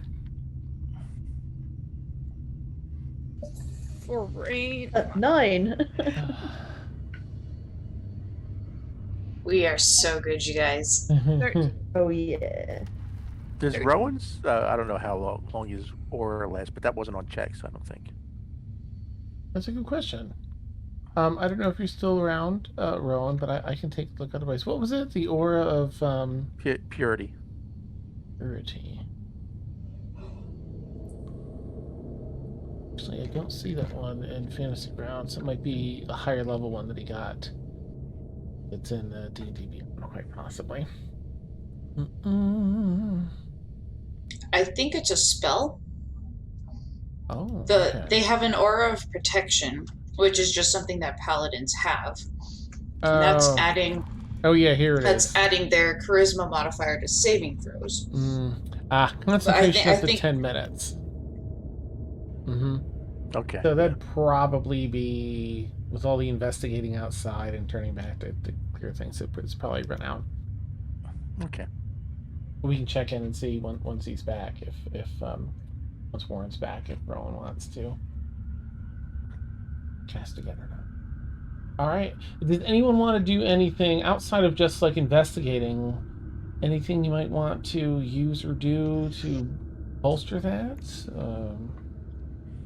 Can I cast Unseen Servant to, if we're moving forward, just to be 10 feet in front of us? Okay. Just so if I don't really know how Unseen. In my head, it's the ghosts from Pac-Man, just kind of do they have are they actually? Yeah. They walk. Do they have weight to them?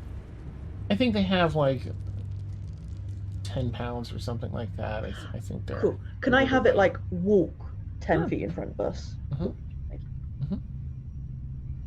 Right, you have that walk ahead of you. Okay, so did anyone get a 15 or higher? For what? 15 or higher in their investigation check? Oh no. No.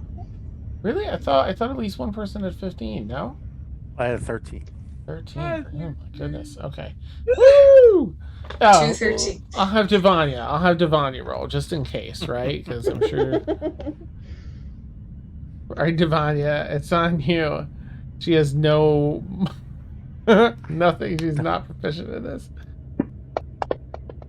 Oh no! Did it roll over? It was almost a 3, but it rolled over to a 19 for a dirty 20. Great.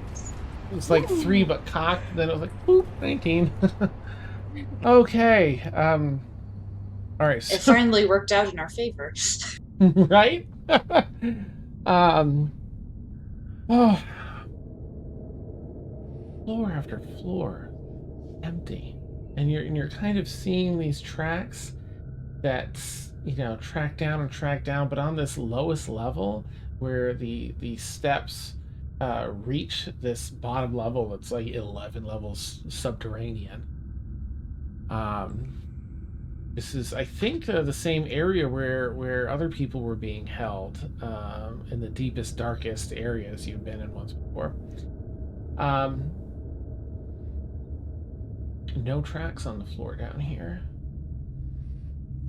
There is everything in this bottom floor, sort of a semicircle that goes around, and on the opposite side of the stairwell that leads to the lowest level is a singular room, rectangular room. It has jail cells all around the perimeter, and then a stone wall in the center across the other side, and everything kind of leads to here, but it just seems like a vacant room full of jail cells. Sorry, I just realized I can't do the unseen servant because I have relentless rage, so I'm still technically raging, and I can't cast while I'm raging. Oh my god! Oh, you can keep it. That's so cool, but also a bummer in this case. But you're still fine. You're still fine. There doesn't seem to be anything that is tripped or otherwise. Can we see into the jail cells, Dan? You can. Let me see if I can better describe this room. As you first walk into this space, you have it's a bit of an antechamber. There's a kitchen-ish area off to the left where slop was probably typically made. There's a guard's sleeping chambers off to the right, and then you step into what seems to be the room with all the jail cells. There's 4 big farm tables in there with benches to eat at, and all the cells. 8 across the room at the other end with a stone wall between 4 and 4, divvied up by a stone wall. On the right hand sides there are at least 3 cells on either side. And what was your specific question, Kaylin? I'm just asking if I can look into the cells. Yeah, the cells seem to be opened, recently lived in, as there have been people down here. However, you see a fair bit of blood and other splotches down here. You see some of the slide marks, quite possibly killed and reanimated, sloshed up out of there. Pools of blood. And that's in all of them? Almost all of them, yeah. The other ones are just empty, but the doors are still open. Okay. Just to be double safe. Yeah. Mort will pull out the lantern of revealing just to see if there's any invisible creatures or objects around. Oh, okay. Yeah, you take a look around. And as you do, nothing invisible, thankfully. No creatures, no items, nothing that seems to be invisible. But Okay. I mean, again, a conspicuous room. Things seem to point here. Rain, are you there? No, she had to head out. I am here, but for the time being, before I crash. Okay. Is there anything you want to do in this room that seems kind of conspicuous? Or anyone else? Can I make Look for spirits, maybe. That seems like a cue. I mean, I was gonna say that. Can I make a investigation or perception if I see any spirits? You can make a perception, yeah. Can you tell me, so I don't have to raise up my camera then, is it a +8? Oh, let's see. It is a +8, correct. Just as an FYI, I'm going to drop my rage. Okay, perfect. Then is there 30-20. 30-20, okay. You take a look around, and, yeah, right, because everyone's reanimated. No spirits. Weird. Okay, that's all I want to do. Yeah? Yep. Around the, I'm gonna go to where there's some decently thick, kind of where all the drag marks lead to, if that makes sense. I want to go there, and I'm going to manifest inscriptions. So I'm looking for any hidden runes, any hidden writing. Well, you might, let me know where you want to check, as the blood sloshes kind of show, where they stood up, but there's really no tracks or anything beyond that, just where they stood up. So mostly in the cells. Okay, so it looks, from the blood splots, it looks like they were killed and then reanimated in the cells. Probably, yeah. So I'll go to let's see, because it's only a 10-foot radius, so I'll go by the biggest blood sploosh. Okay. Yeah, you can, you check there, and you can check the other areas. Nothing hidden, no runes. Also, I am glowing. Oh, nice. Can I do one thing then? Yeah, please. Can I cast Where is my stuff? Can I cast Longstrider on Garrett, please? Sure thing. Awesome. So you have a +10 to your speed now Oh, for the next hour. Oh, nice. do you say anything to Garrick as you cast? Run, Forrest, run. I don't know. Nice. You fast now. Yeah. Okay. So you certainly don't have to do anything. I'm just gonna throw out, because it was so fortuitous that Garrick did this, that Rain, you're holding a wand of secrets in your hand that Garrick just recharged. Like, I don't want to I want to make sure that gets its due, because it was incredible, happenstance that he was like, I've got this. So I just don't want that, to be overlooked. I think it was just like a big fat reminder, hey, you have this, use it. So I'm gonna go ahead and use the wand. Hello. Use wand that Garrick gave Rain. So I'm gonna use it. Okay. So you expend one of its charges. And basically, if there's a secret door or trap within 30 feet of you, the wand is going to pulse and point at the nearest one to you. Regains charge level. So you're fidgeting around with the wand that Garrick recently recharged for you. Doot, doot, doot. And you're like, well, conspicuous room. Fancy wand in my hand still.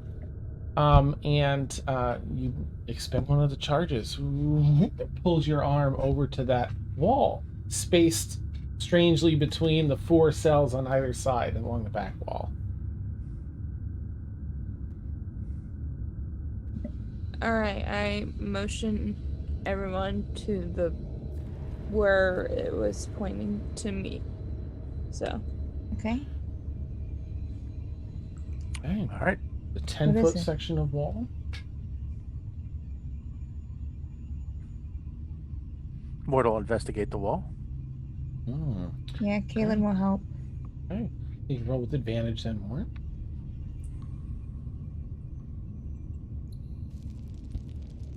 Natural 20. Oh, nice. For a 31, just to add that. Yeah. Thanks, Galen. Beautiful.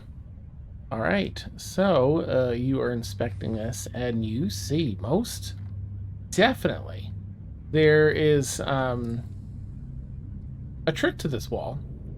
It's probably way back when it was built, something that Garton would know.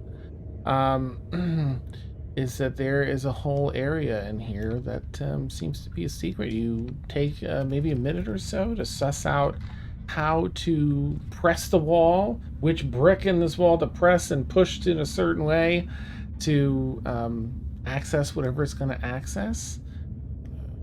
You're here, and this should give you a nice, lovely map to take a look at here in a moment. Rain had the wand, so Rain can be there. Airman probably nearby. Did I already put Vanya? Yes, back here. And Garrick was pretty, I think. I think that's everyone.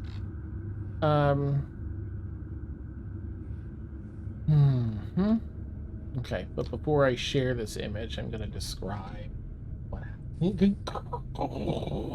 And the whole wall presses in and then kind of slides quickly down into the floor. Here, some gears catching it as before it smashes lowers it the last foot. And before you is about 15 feet of hallway. It's about 10 feet wide, 10 feet tall, 15 feet deep, and a set of double doors that's been pushed open into this other room. And it's sort of like, moving something aside, like in a movie when someone moves something and there's like cockroaches swarming everywhere. Undead in this huge room behind it, and you can only see through this door, skittering around like some really fast and creepy on all fours, others standing upright and looking over at you, whipping their head. Garton Earthgrip. And as he looks, like a bunch of the undead stop and start crawling out towards you down this hallway. No. Yeah.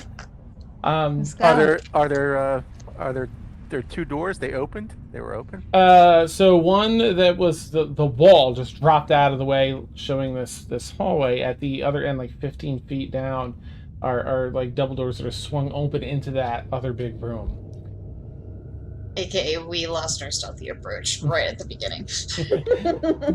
But there's something interesting going on. So, frightening, all this other stuff happening. However, behind Garton, a loud arcane hum as something akin to a tarnished gold gyroscope of a globe spinning in midair behind him, the bottom of the sphere resting on the floor as best you can tell based on the shape. The undead, a bunch of them walking into it and disappearing. Oh, for... Garton approaches with his undead to confront all of you, but behind him, a bunch of them crawling into this sphere. Okay. Ewan's gonna step towards the front of the group if she wasn't already there. Okay. I'm going to share this map out and then let me know where, in fact, you would all... That's a big map. ...like to be. Or is. I'm going to add our friends here so you know who's where. I mean, our not friends. They're friends, sure. Oh, man, this is a scary encounter. Okay. Did it go in? Okay, there we go. We have this BS piece So of work. that big old glowy yellow thing, is that the gyroscope thingy? Yes. Okay. We're like right in the center. That whole space is like the width of it. Whoa. It's huge. So it's like a massive teleportation circle. Could be, because it's like a sphere. The sphere's the part that you're seeing. This is just the groundwork. But yeah, they're just crawling into it. I don't like that. No, that's not terrifying at all, is it? As these creepy crawly zombies are kind of coming through the undead of the hallway, there's a couple huge, look like undead gorillas, knocking some of the other undead out of the way. Oh my gosh, a couple much larger ones, almost ogre size, like wishing into the hallway behind Garton to kind of hunch over and just squeeze through this hallway. All right, let me get Garton. Garton. I don't want to run into that sphere, but I know it's a stupid idea. There's no such thing as a stupid You idea. can certainly try. Yeah. We've got some of these other ones behind him. They're also... Just pretend to be undead, just like walk through and be like, ooh.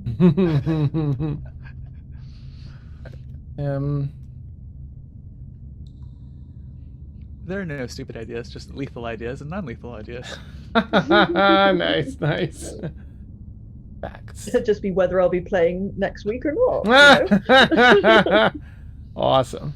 So they're little bottlenecks. Is Garton really that big? He is.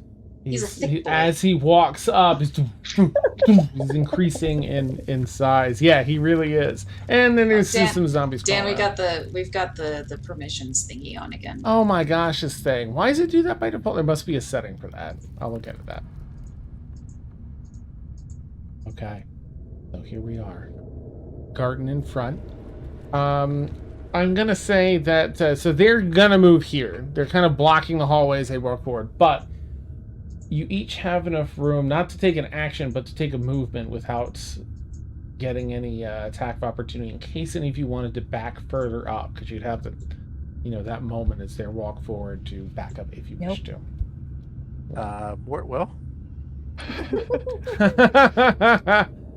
or it's squishy. Nice. And I'll say too. Okay. Yeah. You see, Garton grow in size and his gorilla things, and an ogre leaning behind him. But again, this orb humming in the background. Zombies pouring into it. How big is the doorway behind Earthgrip? It's 10 foot wide. The doorway itself is effectively that space. So 10 foot wide, 10 foot tall. Okay. Are you still on Jonathan? I'm actually going to get off Jonathan and let Rains. I'm going to let Rains stay on. So she's resistant to necrotic damage still, and I'll let her have the reins so she can go wherever. Rains, the reins. Yes, Blueberry.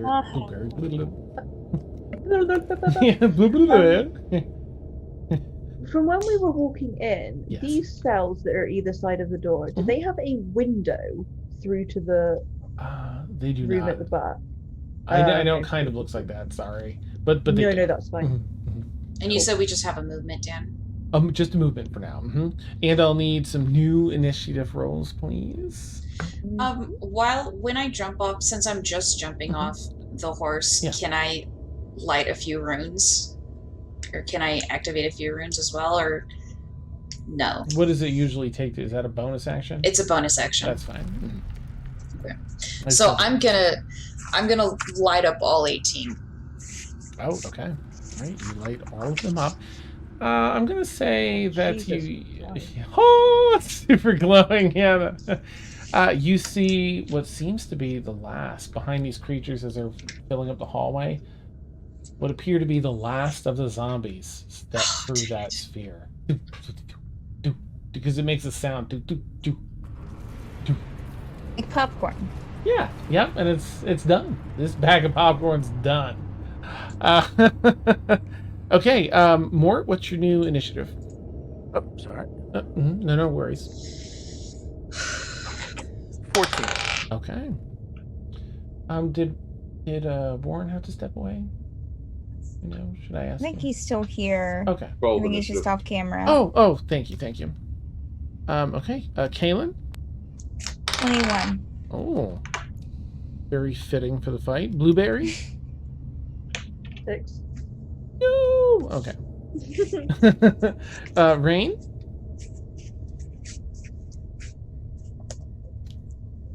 Roll initiative. An 8. Ooh, okay. Your dice are not liking you tonight. Dice, why? No. But our clerics are at the bottom. Oh, okay. yeah, nice. Aaron?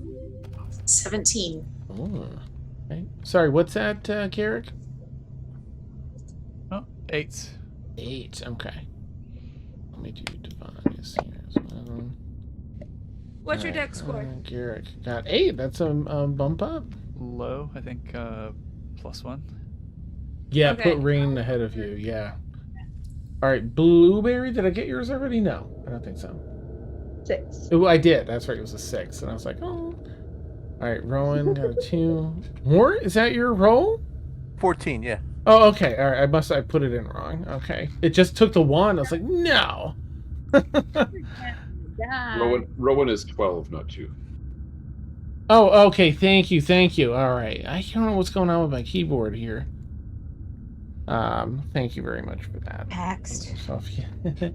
So, fitting, right? Kaylin, you're first. I mean, the only one that's in range here right now is Garton.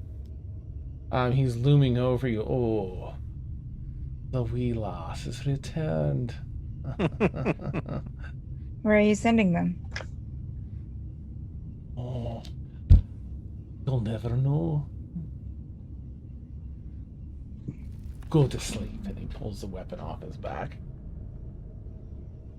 What did he say? Go to sleep? Go to sleep. Mm-hmm. Oh, good. Glad. So glad. Does he look bigger than what he usually does, Mhm, Dan? Like, mhm. has he grown in size? Mhm. Okay. Grown. And then roids. Oh. Should probably make a comment of something like, oh, you almost look like a man now.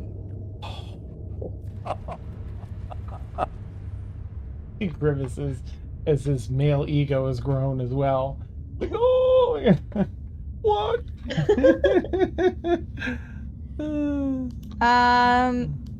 Yeah. Yeah. Okay.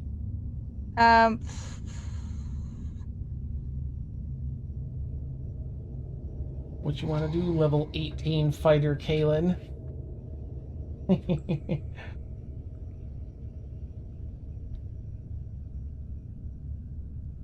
Is there? Do I want to do that? Is there any way for me to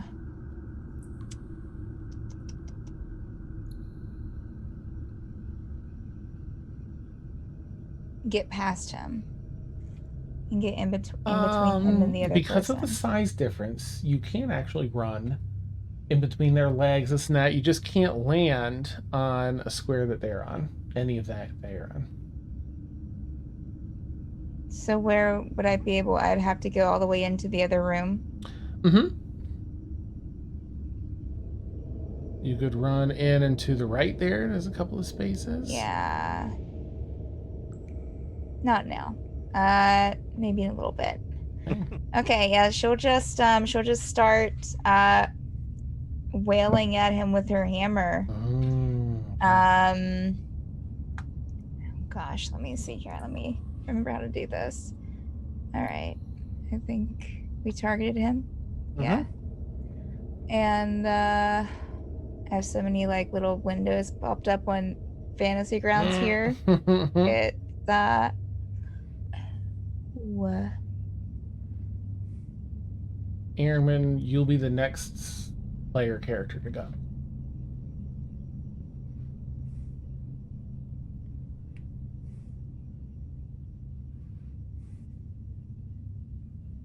So what you gonna do? All right. She is going to, yeah, she's going to wail with her hammer here. That is because I'm adding psionic shit to it too, probably.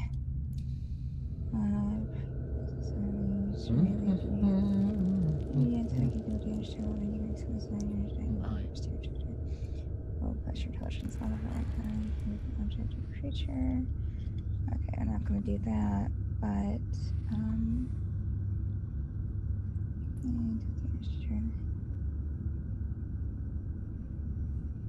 okay. Okay.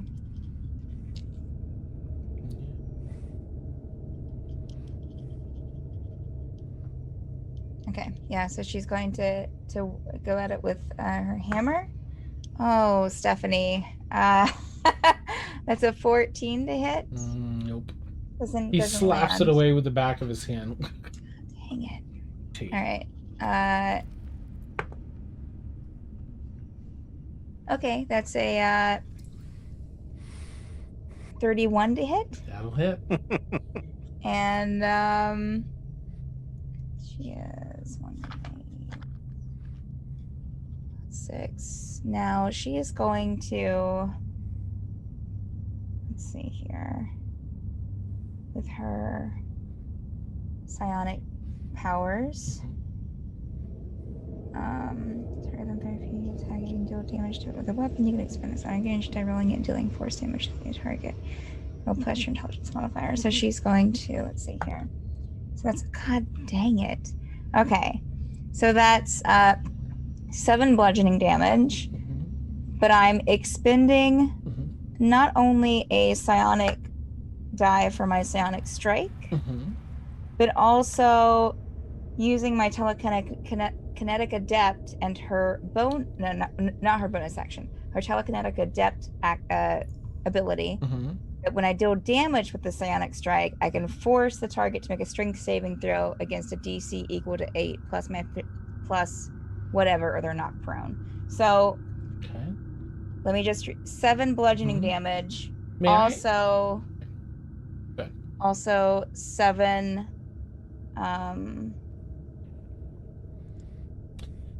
intelligence modifier. Just to ask, because I know Sure. you're doing a lot and processing a lot No, right go now. ahead. Didn't you have, I don't know if it was Indomitable or something else where you can like re-roll damage die or something? Saving throws. Okay. Yeah. Okay. And do you have 9 Lucky as a feat? I do not this Okay. character. That's Breelith. So that's 7 bludgeoning plus 9 bludgeoning. Okay. Or no, is it bludgeoning? Wait a minute. Psionic expended Psionic die. Roll at force damage target. Okay, so 7 bludgeoning, 9 force damage. Oh, okay. The bludgeoning kind of glances off of him, but the force damage seems to do something. Great. And then also she's adding the kinetic, her telekinetic adeptness to that. And he has to make a strength saving throw. Okay. I'm so sorry. Bludgeoning does damage too, because it's all, Oh, all okay. magical stuff. Okay, so. okay. So yeah, he has to make a strength saving throw. Okie doke.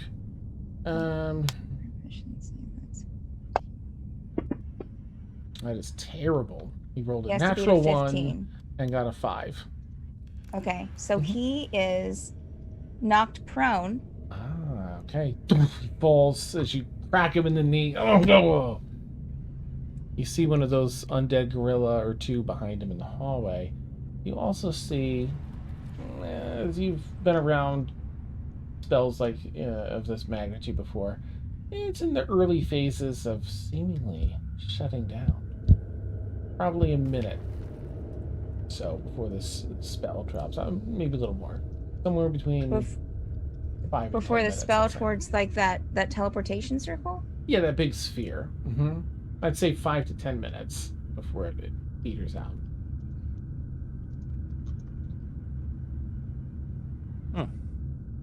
Interesting. Shit. Well, we'll be dead by then.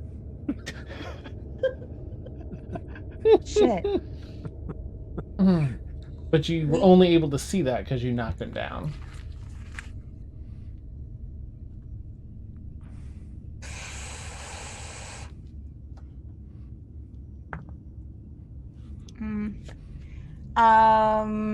Okay. Okay. All right. Cool. Cool.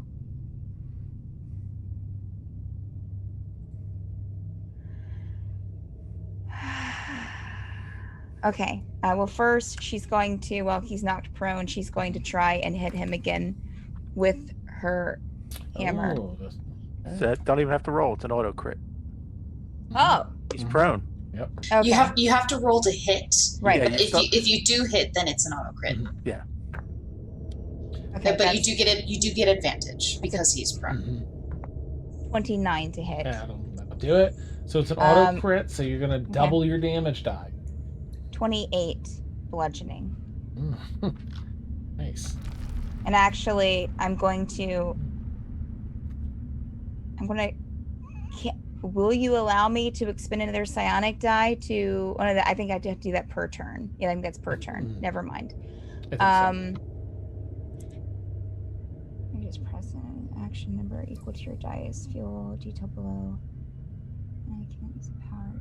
You have an action surge, probably, for what it's worth, as a fighter. Oh, I do. Okay.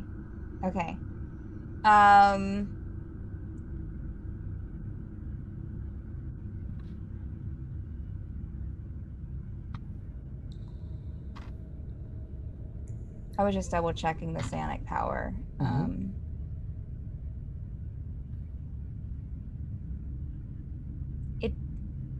It doesn't say, Dan, that it's per Go for it, then. action or per turn for this. We'll Would figure you for allow action. me to use a psionic strike? To use my Go psionic spread. die again to... Yeah.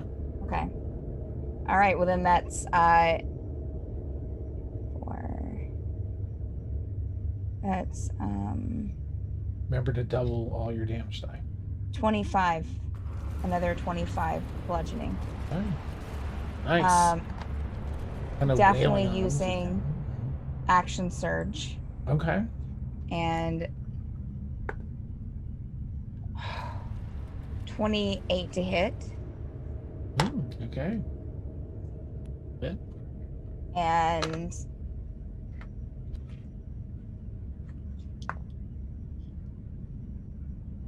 14 bludgeoning. Okay. I have 12 of these psionic die. Another psionic die, so 14 more bludgeoning. Okay. And then for movement. Mm-hmm. For movement. Yeah.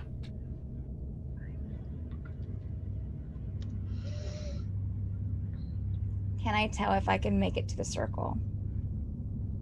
Let's see, he's prone, so you can walk around at 5, 10, 15, 20. Yeah, it looks like you can, because actually this zombie would be closer to over here. Actually, they'd have to be way back here, because they can't stand it in that.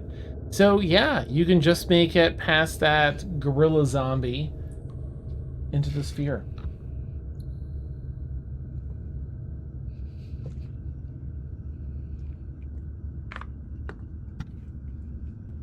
Yep. That's what we're doing. Okay, you want to describe like what it looks like to run over Garton and through the legs of the gorilla? Yeah, Like, how do you yeah. want She'll that to look? just, yep. She'll just like jump, like catapult over Garton. Just kind of slide like under the legs of that gorilla zombie one. Mm-hmm. And right into the sphere. So that's 5, 10, 15, 20, 25, 30. Mm-hmm. You slide, you do a tumble, forward tumble, and then leap up, woof, and disappear into the sphere. Get back to you shortly. Zombie, gorilla zombie one. I'm gonna for help.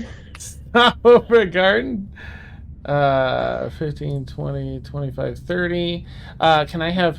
so, Rowan, you see this gorilla zombie step through and kind of walk past you. You and Blueberry, Rowan and Blueberry both get an attack of opportunity on Gorilla on Zombie 1. Mm-hmm. It's like I'll do... Sorry, I'm just talking out loud. I'm forgetting. Yep, that hits Rowan.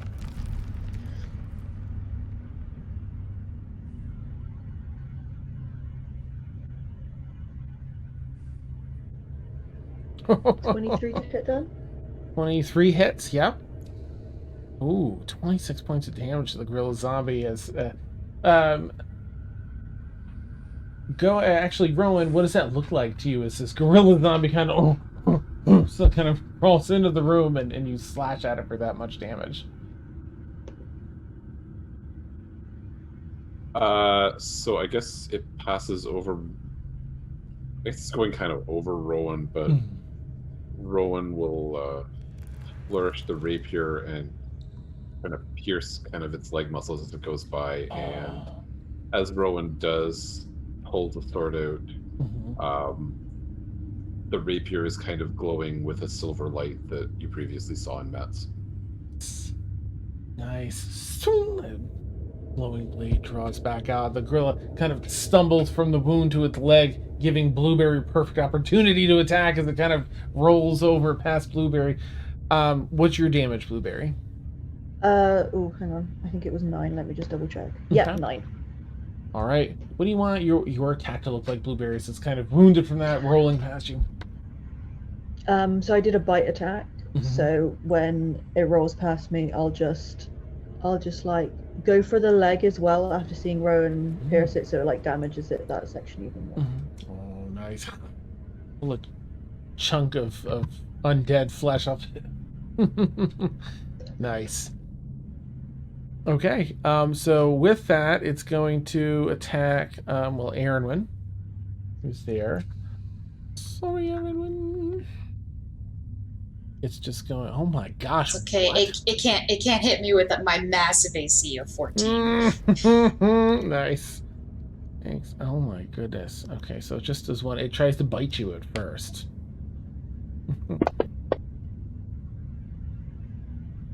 I will cast Shield Okay. as a reaction. Yeah. So that takes my AC up to 19. Nice. It goes to bite. just gets a mouthful of arcane shit. Erinwin just holds up her hand, and then just a Mhm. wall, like a shield of runes, just king. Nice. Nuh-uh. Oh, nice. A bunch of runes appear like 3 feet out and then close into one another, interlocking. It's so cool.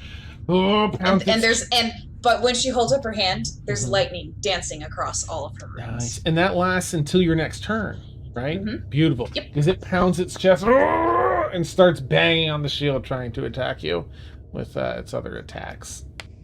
All right, so here we go. Nope, that's a miss. Next attack is a 20. Does that one get through? Yeah, that does. Okay. Because it gives me shield gives me a 19 AC. Ah, okay. It's because it's undead. It doesn't have the strength it had in life. Doesn't really do much damage. However, it has more attacks. Okay. Normal hit, but again, doesn't do too much. There's sort of, little thonk, thonk, thonk, but you've endured a lot more than this, and it has one final 1/5 attack here. Oh. Again, just ping, ping, ping, ping. So that's 18 total? Probably. I'll have to go back. Yeah, 18. It is 18. All right, Aaron, when it's your turn, Mort, you'll be the next PC out. Okay, so Erinwin takes the hits, and then she just kind of looks up at the thing, and then lightning just across all of her runes, and she's going to expend 12 runes to go into her arcane exemplar form. Oh, nice. So the symbol of Mystra that she had tattooed on the back of her neck just kind of explodes in light, and then she just starts glowing and looking like if Erinwin was Mystra. Just that, and she starts hovering. So this is going to last for, wait, how many did I say? It was 6 plus another 6. Yeah, I think you said 12. Correct. Yeah. So she's expending 12 runes, so this is going to last for 9 rounds. Nice. Down 9 rounds. Okay. And so she's going to start flying. And her spell save DC is increased by 2. Okay. And then she's going to just hover up like 10 feet, look at Garton Earthgrip, and say, "You messed with the wrong crowd," and then she's going to cast Chain Lightning at 8th level on him. Okay. Wow. Nice. So that should, at that level, is this, let's see, 5, 10, 15, 20, 25, 30. I think that, because it says the Chain Lightning, I can hit 5 more targets. So I think that farthest Ogre Zombie 1 is still within 30 feet of Garton. The gorilla one. Which one? Oh, the Ogre Zombie one. Does it go around corners and stuff? I think they have to be like in line of sight of one another. It says 3 bolts and leap from the target, as each of which they just have to be within 30 feet. Okay. And it's 30 feet on the diagonal. Okay. If you would let me do that. 15, 20, 25, 30. Yep. Okay. Cool. So, and because I'm casting it at 8th level, 1, 2, 3, 4, all 5 of them get hit with the bolt. So they all need to make a dexterity saving throw, and the DC is 22. Okay. Let's see here. All right, Dex. 22, you said? Yes. Alright. Alright, Garton's gonna go first. Nope, that's a fail. I don't mind rolling in there anyway. That's a fail. Fail. Fail. 2, 3, 4, 6, or 6 of them. That's a success. That's a fail. Okay, so all of them failed except Ogre Zombie 1, which succeeded. Okay.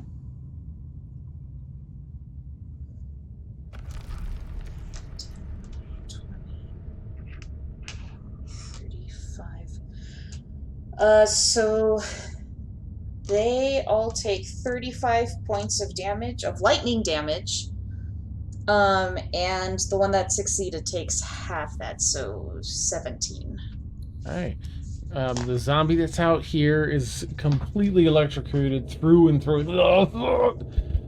Quivers and twitches and collapses dead. The other ones take that. And that was what? Some ogre zombie one. How much does the ogre zombie with a success one take? Half, you said? Yeah, it takes half of 35, so 17. We'll round it up. I think we were rounding up anyway. So we'll say Okay, 18. Okay, and you can successfully shield everyone else from it, right? All your allies. Oh yeah. I pick the targets. Nice. So it's not like lightning bolt where it just goes in a line. I pick the targets. Beautiful. And because I'm in my arcane exemplar form, I get HP back every time I cast a spell, so I gain I recover 8. Nice. All right, there's some loose zombies around that get fried that didn't go through the deal. Yeah.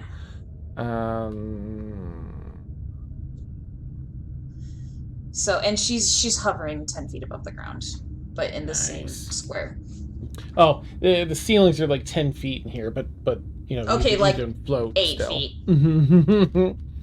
All right, let me clear out these zombies that get incinerated, and I promise to keep it moving here. That's actually already gone. Went through the thing.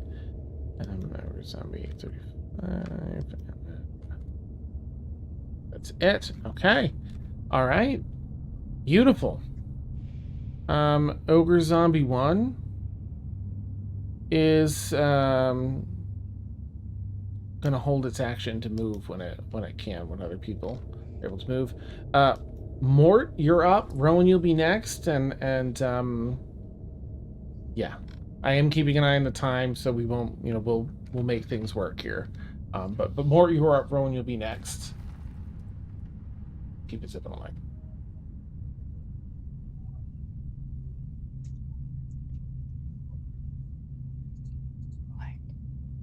I know. All right. I don't know what's going on. Mort's confused. All right, I will cast. All right, how long has it been since we left the other area? You said it was about 15 minutes? Mm-hmm. Okay, so my circle of stars are still up. They last an hour. Nice. Okay, so, but first, folks, I'm going to cast Sickening Radiance about 10 feet behind Garton, so it only gets the back end of him. Mm-hmm. So anyone who wants to melee him in the front will not be hit by the Sickening Radiance. Ah, okay. And that should cover Guerrilla Zombie 2 and 3. It's nice. A 30-foot circle. Okay, beautiful. So it might get 2. I don't know. Org Zombie 2. I don't know. Let's see. If you're putting it there, 5, 10, 15, 20. That's 25 feet from the center. Is that within? Yeah. Yeah, 30 feet. So Sickening Radiance. Yeah. Beautiful. So you just want me to target all those guys? Sure. All right. Target. Target. Target. Target. All right. Sickening Radiance. At 5th level, it doesn't make any difference. It doesn't increase the because I don't have a 4th level slot. Right. All right, so they have to make a con save of DC 19. Okay. If you grab and drag the save into the chat, it'll force them all to do that if you want, since you haven't targeted. Okay.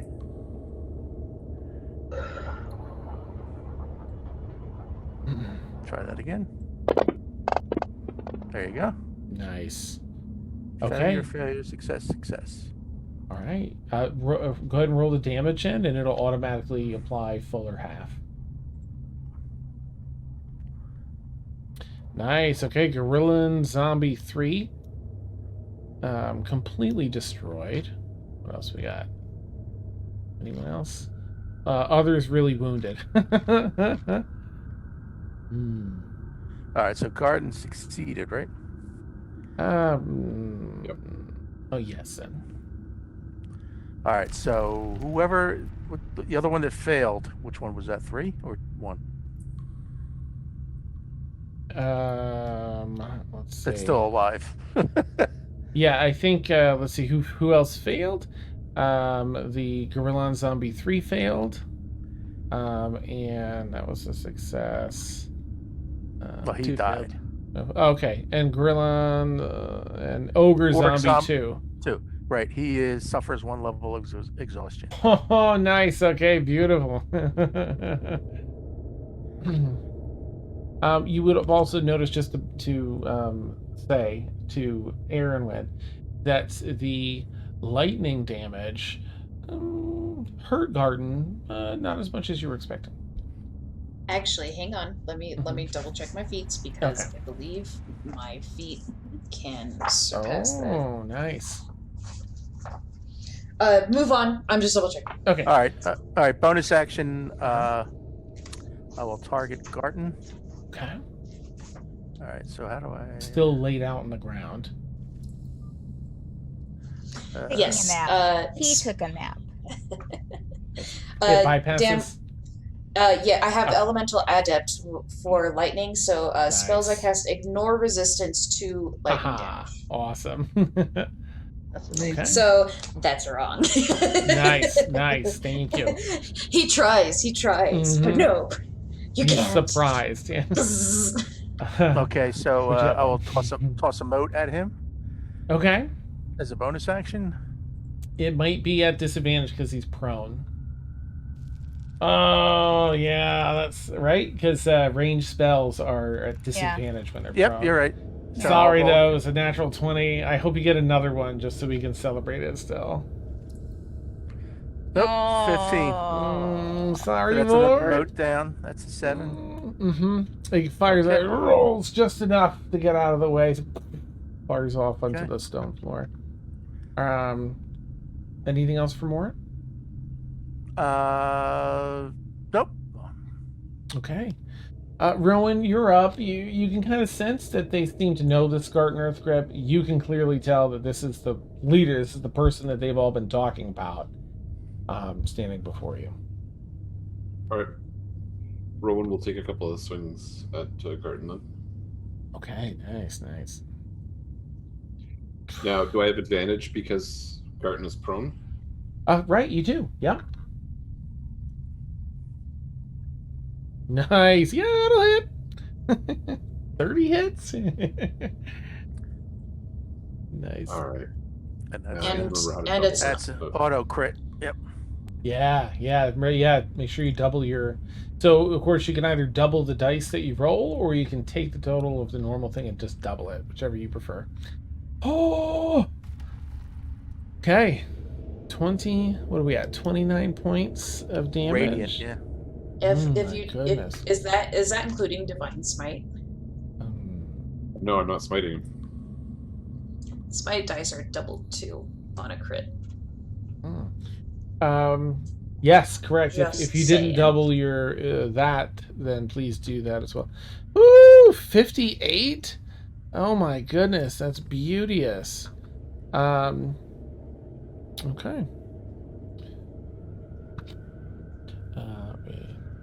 31 to hit.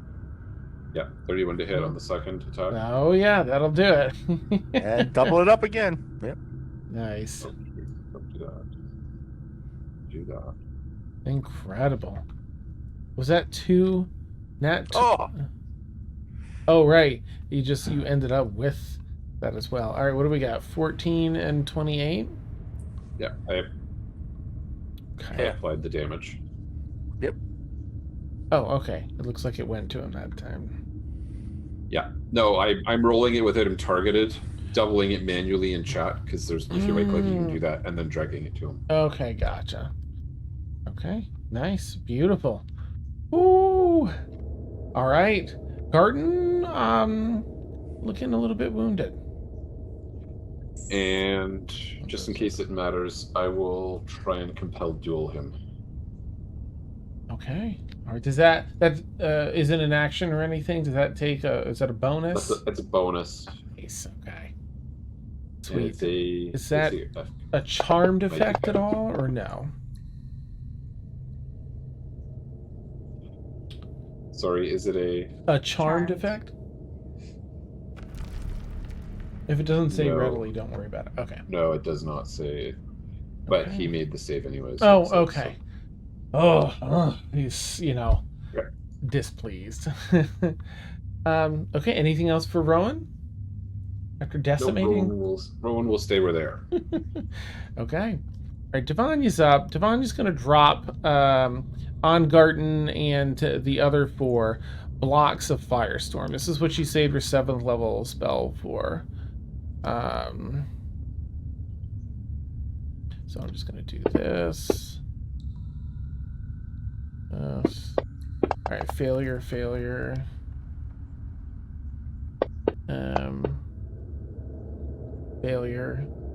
And then Garden.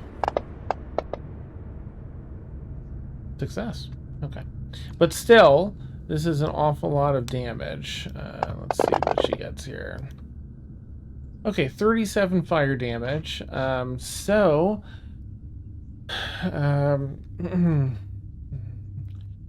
Ogre Zombie 1 is pretty hurt. Garton, of course, still fairly hurt from that. What would that be? We're doing a little more than that. Oops. 19. Okay.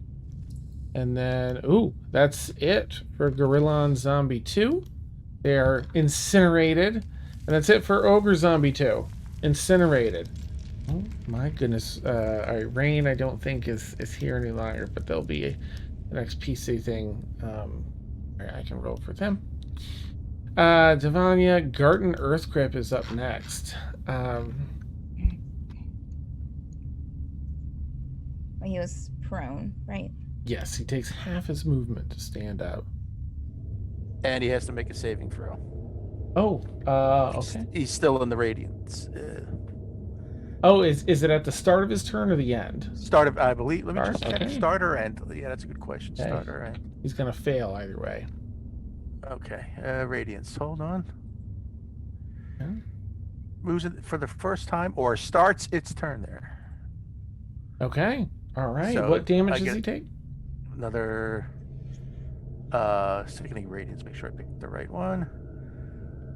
Another 4d10. Make sure I have him targeted. Yep. Oh, there's some good rolls. 27 radiant. Wow. Nice. Okay. Now he can take his turn. Nice. Let me add that. Now you allow him to. And he failed, so he suffers 1 level of exhaustion. Which now he has, what's that? I forget, level 1. Take a look right No, he's here. he passed the first time. 1 level is disadvantage on ability checks. Oh, okay. All right. Let's see. I just need to follow on what he's gonna do here. Oh my.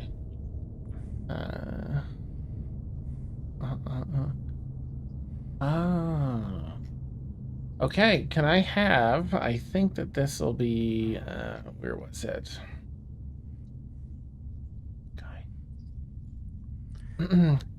Is he casting a spell?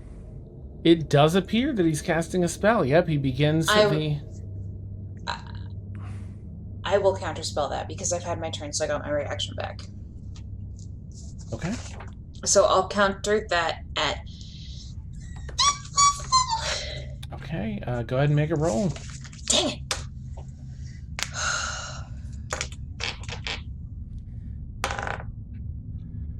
Add your modifier. Forget to add your modifier. 10. Oh! The spell goes off. Okay. You start undoing the weavings of his spell. Wait. Just double checking because Arcane Exemplar is really cool.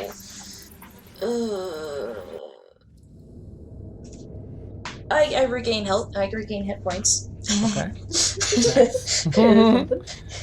All right. Then in that case, oh my gosh. Please, let's see, and that's within, okay. So that's everybody here. Please make a wisdom saving throw. This is... Go ahead. No, go ahead. I was just going to ask if there's any, like, auras that aren't, anything you have up that would or anyone here that gives any bolster to saving throws or wisdom saving throws. Well, yeah, if it's a magic thing, I get advantage on my saving throw. Oh, okay. I have resistance to damage from spells, but I don't think this is going. Actually, we all do. Oh, okay. So do I get double resistance then? Another quick question. Does anyone have any resistance or immunity to being charmed? I think because of my ring. Okay. I mean, Kaylin does, but she's not. Elves. Because of my ring. I'm not raging, so I don't think I can. Oh, right. Oh, wait, you are raging still, or you? No, I'm not. I dropped it to give. Right. To give Garrick. Oh, no. Oh, okay. So, Mort, since you have that, you can roll with advantage. Okay. Okay. No, I don't have any pluses to my wisdom. So Oh, that's it. But no, we all get +5, right? From being close to Rowan? Yes, except I'm going to throw in that Garrick seems to be outside of my radius. Okay, so plus his 5, I'm 29. Oh, wow. I didn't think anyone was going to I- succeed. But you did, Mort. Mhm. Okay, I'm 20, like dirty 20. Okay. Oh, Garrick? that's so not a pass. What is that, a wisdom save? Yes, please. Mm-hmm.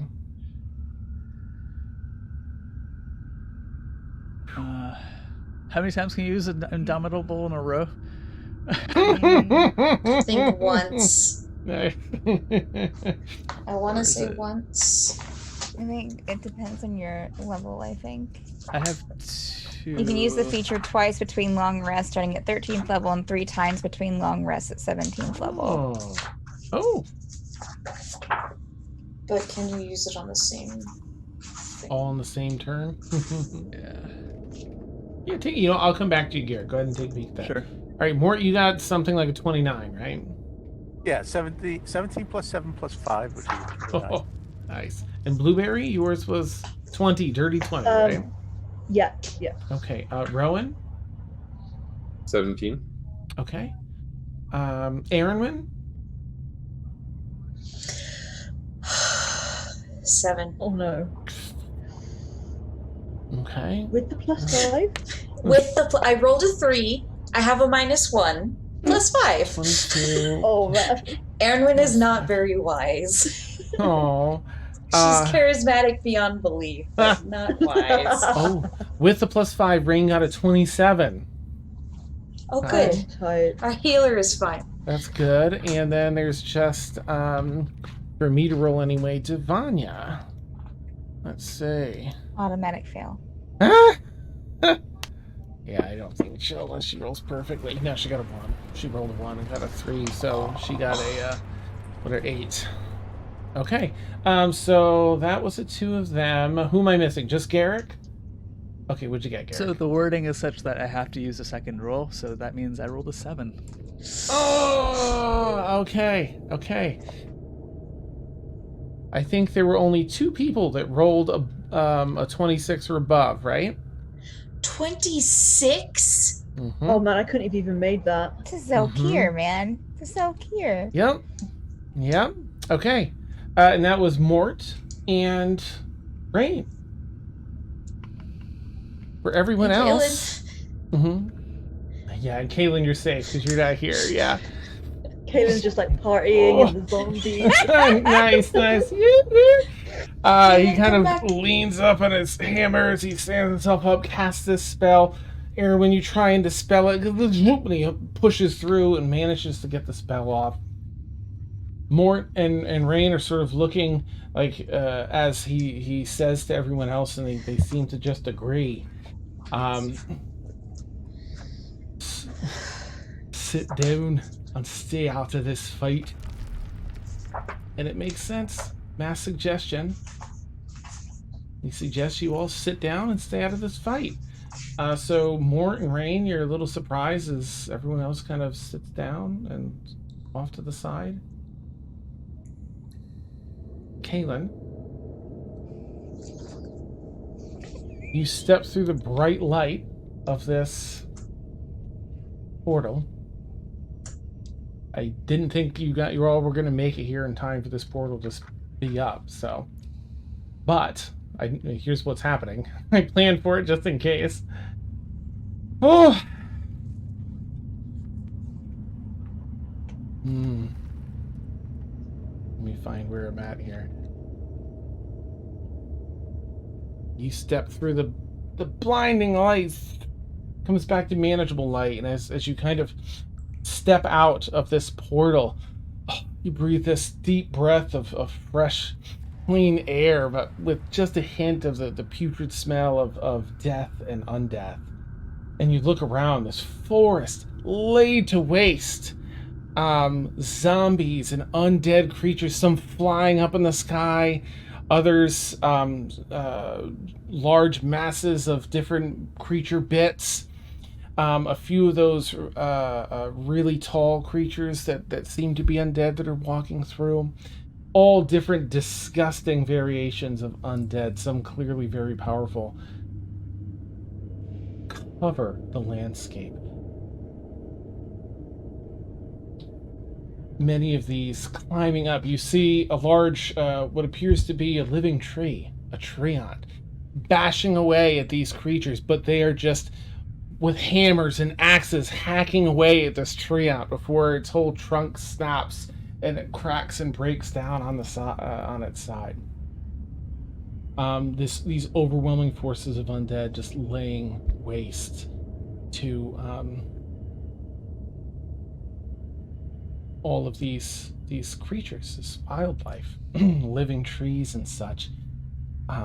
You look around, you hear sounds of a desperate, almost sounds like a sword fight. You look off to the side and you see on this large stone elevated platform, this one individual with all the speed that she has, performing, moving and darting around like the wind. She seems to be one of the few living creatures remaining here, and it's a shock. There's all this entering your system, and you're like, wait, I know her. Azalea. That stone platform is the mage circle behind your keep. These are your forest defenders. And as you kind of take this in, you see the rest of this mage circle. You're maybe like 150 feet away or so where this portal's emptied out. Again, all of these forest creatures being killed and animals being ripped apart and eaten by these undead creatures. Azalea fighting off as much as she can, but this mage circle is being swarmed by undead. Running around, trying to overwhelm Azalea. Doing a bunch of other various tasks. You see some with out of place with chalk, drawing on the mage circle. Others grinding up different materials, and others putting forth what you're starting to recognize different spell components out this mage circle. And you're at a bit of a raised platform here where this came out. You see a parting of these undead creatures. They separate and then kind of reform as though something is moving through them. Just to be clear, Dan, did you say the forest creatures are trying to alter the circle, or the undead? The undead. There's almost no forest creatures left alive at this point. Again, the sea of undead seeming to split for something pushing through it.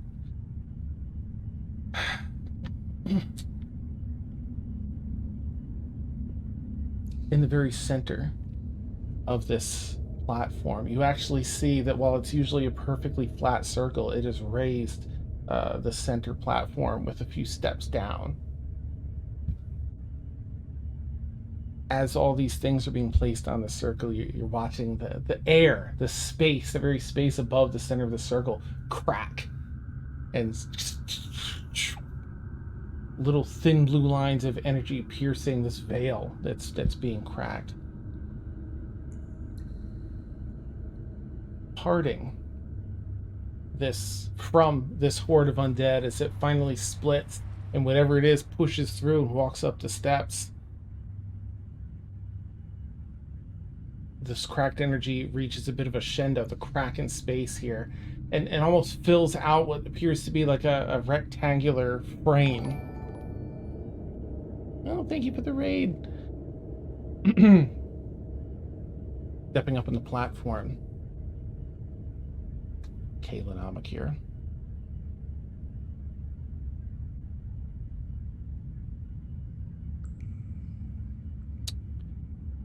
From Caitlin's pocket, a key is drawn. You recognize the shape and style. Seems familiar. Pressing this key into this frame of cracked energy and turning it. She turns it.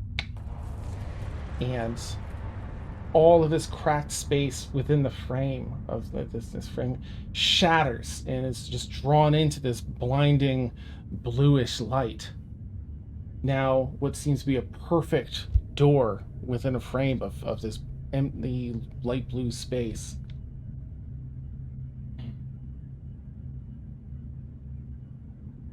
Caitlin pulls from her neck a vial.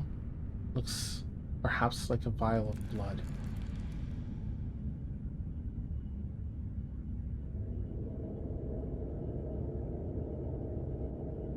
Around her shoulders, a sling of cloth carrying something. Now you have a little time here if you want to do anything, because, I mean, you've taken this in, you're like, oh, okay. You have a moment to see, like, what's going to happen here, or to try. It's about 120 feet away or so. There's a lot of undead. Azalea's over there. Is there anything you'd like to do, or just, like, where's this going kind of thing?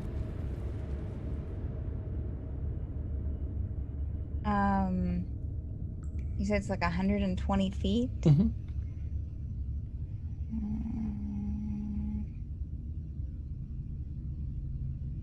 Oh. Wait. Wait. Wait. Wait.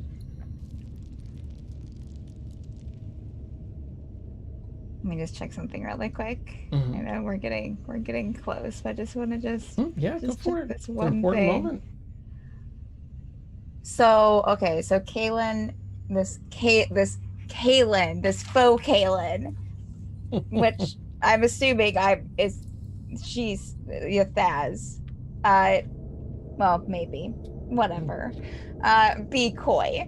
But so she's wearing her cape of Mount Blank, Okay. which gives her dimension door. Mm-hmm.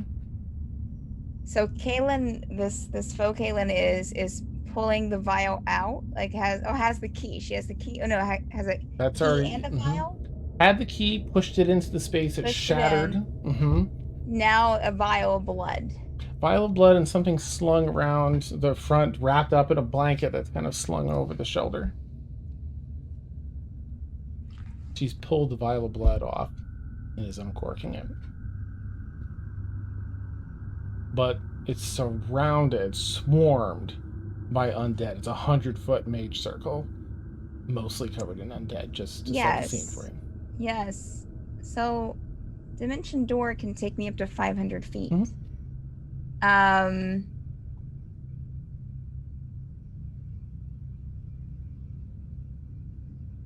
Can I? Oh, she's okay. All right, here we go. Just to give you a DM heads up. Sure. Absolutely. You know that it's almost certain death to jump over there, given how many undead there are. I know. And you know how, if it's Yathaz, you probably have a pretty good idea of how tough Yathaz is. I know. Just to put that out there. Do whatever you'd like, of course. Sure. Sure.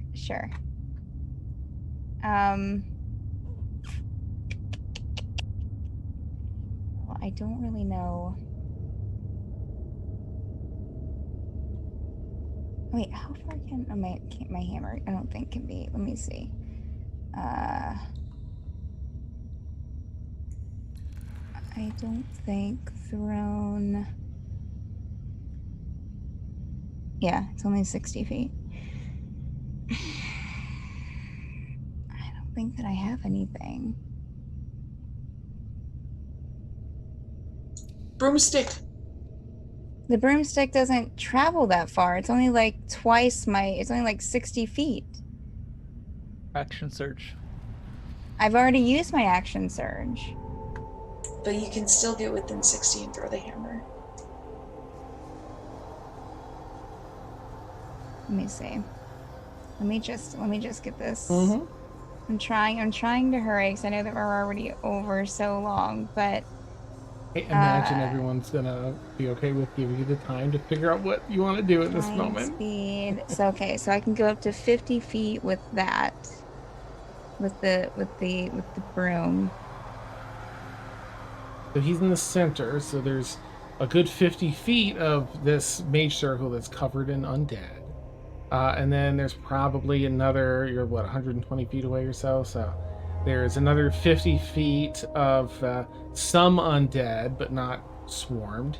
And then there's like the other 20 feet, nothing around you because it's just around the portal that you'll be up through.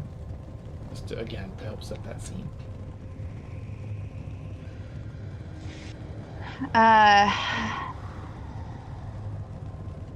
Oh wait, don't I get action search more than once? Starting at 17th level, you can use it twice before rest, but only once on the same turn. Okay. So, let me know if this is possible, Dan. This is complicated. So the broom of flying takes me 50 feet. My hammer only goes 60 thrown, which is 110. If I were to use action surge, or even like a sprint and an action surge to get a little bit closer before I jump on the broom and try to throw the hammer, would I be able to do all of that? Using an action surge, so right, it's an entire, you don't have to have the attack action in order to do the action surge, right? It's entirely separate. So if you were to dash, what's your movement speed? It's 30 feet, right? You have a 30 full feet, 30. yes. If you were to use your movement, there's 30 feet. Your action to dash, there's 60 feet. So you'd have only another 60 feet to go. Then you were to use an action surge, run the other. I mean, the thing is, you're at the edge. You're already at the edge there. You could run another 10 feet, and then hop on your broom. Because I mean, you'd waste a dash just for 10 feet, but then you'd be able to hop on a broom and end everything at the place where he's at on the broom. But you wouldn't have anything left. You'd just be face to face with Caitlin. Oh, So there's- she wants to throw the hammer. She Yeah, doesn't there's wanna be- nothing. I'm trying to throw Oh, you just, the what's hammer. the range of the hammer? 60 feet? 60 feet. Then, yeah, you can use your movement and a dash, and that would put, and then an action surge would put you wouldn't have any more movement, but you would be on the edge of this mage circle and you could throw it. So not in the midst of all the shit. You'd be right on the edge of it, so there's still Sure. like dozens and dozens and dozens, like 10 feet away from you. She would do it.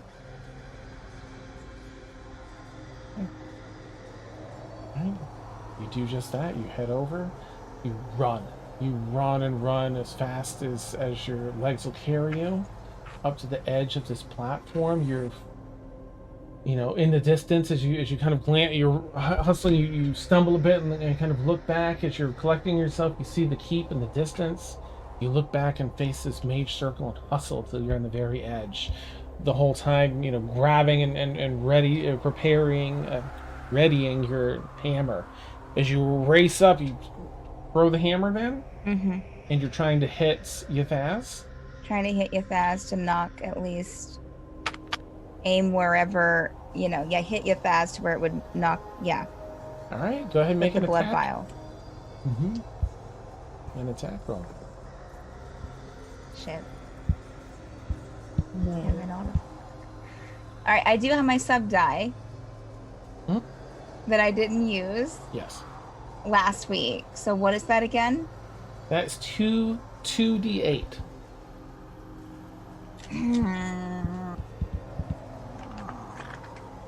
Everyone cross your fingers and cross your toes. No. Okay, all right. Total for that then is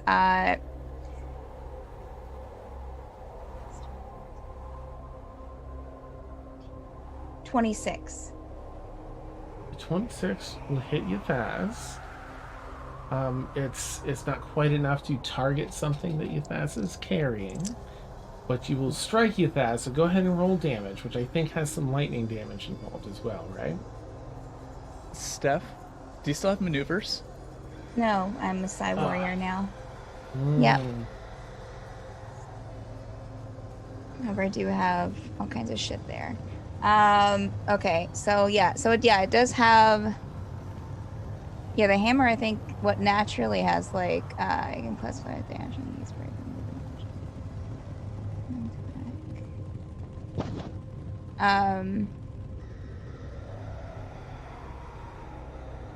just an extra, an extra 1d8 damage. Okay.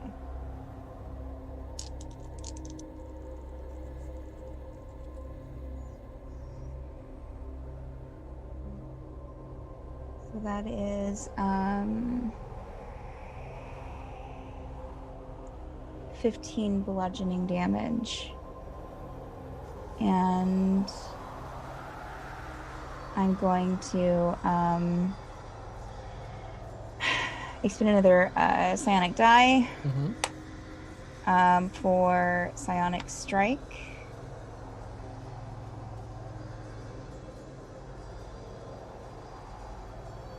Oh, this is an action. Okay, I can't do that. Shit. I should have thought about that. Okay, never mind. No, but I'm using a psionic die. And that's a 2. Ooh, perfect. So that's an extra 16 or extra 14 force damage with that. And I am going to try to telekinetic thrust as well, since I use a psionic strike. So they have to make a strength saving throw. And beat a 15. Ooh. Yeah, they've rolled a 16, and I won't tell you what their modifier is yet. But all right, that's fine. That's fine. Yeah, they. Okay. All right. Okay, so you throw this hammer at the person you believe to be Yathaz, and lightning arcing off it, sort of grazing some of the other undead as it passes by. Strikes Kalen in the face and just kind of just glances off it. You can see a little tiny slice where it's cut open the skin a little bit of blood trickles down, but they keep their eyes open the entire time. Your hammer returns to you. They look up at you and they give you that smile that you've done that smile when you were possessed. You know for sure now this is Yathaz. They pop the cork and pull out this cloth with one of Kalen's hands. This is an empty Warforged heart. No pulsing, no life. Pours this blood on the Warforged heart. Make a quick history check for me, please, Kalen. That is a 20 total. Okay. As this blood pours on this Warforged heart, The blood goes from a deep reddish color to black. It races down the different facets of the Warforged heart and streams. And something starts to jog in your memory. And as you're watching this blood on the Warforged heart begins to seep into the heart. And it forms almost a small little circulatory system within the Warforged heart. And then the heart begins to glow with light. The light pulsing. And tendrils of blood now start to stretch out from this Warforged heart like roots seeking soil. You've seen blood do something like this. This blood, these things are jogging your memory of your time controlled with by Ythaz on that well out in the ocean. That deep, deep well that with your 20, you remember that was said to be a well where the blood of the Death Titan Gurzon, he dropped a single drop of blood in there. And that's what caused all this devastation. It killed all that ocean life and blew up part of Tegradoth and Winyador. And you remember seeing this and experiencing this. This was part of what that ritual was, to extract some of that blood when you were being controlled by Ythaz. That was the ritual you performed atop that well out in the ocean. Ythaz tosses the heart into this glowing frame and looks back at you and gives another smile and steps through the frame. And that's where we'll end tonight's session.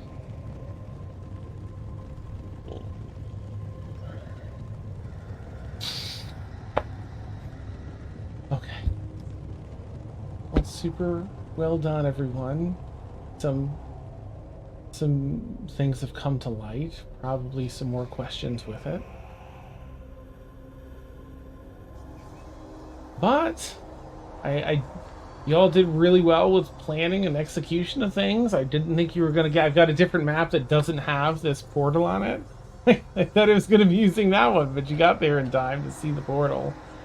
Portal behind you, mind you, has, shrunk a little in size, Caitlin, but you still have like another 7 or 8 minutes if you want to get back through.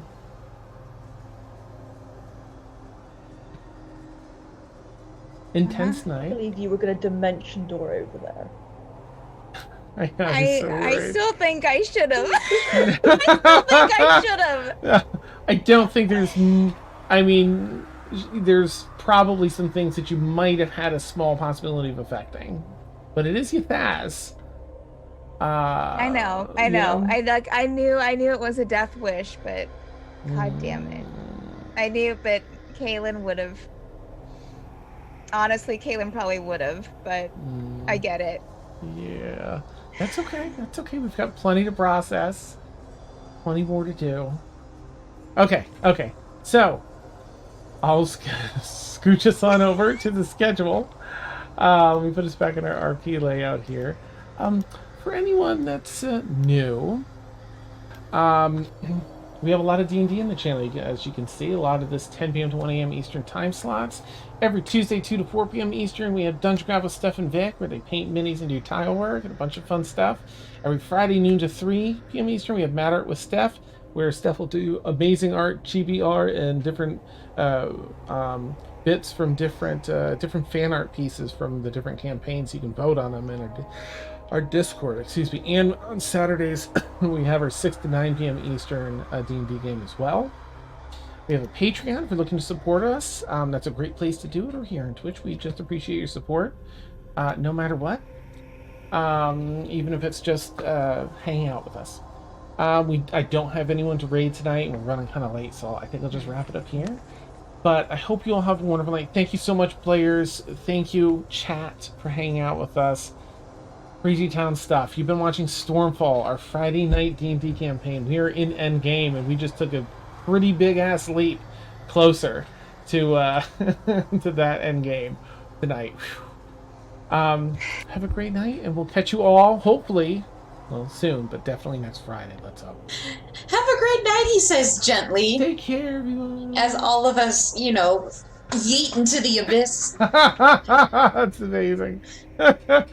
Well, take care, everyone. Have a great night. Bye. Bye.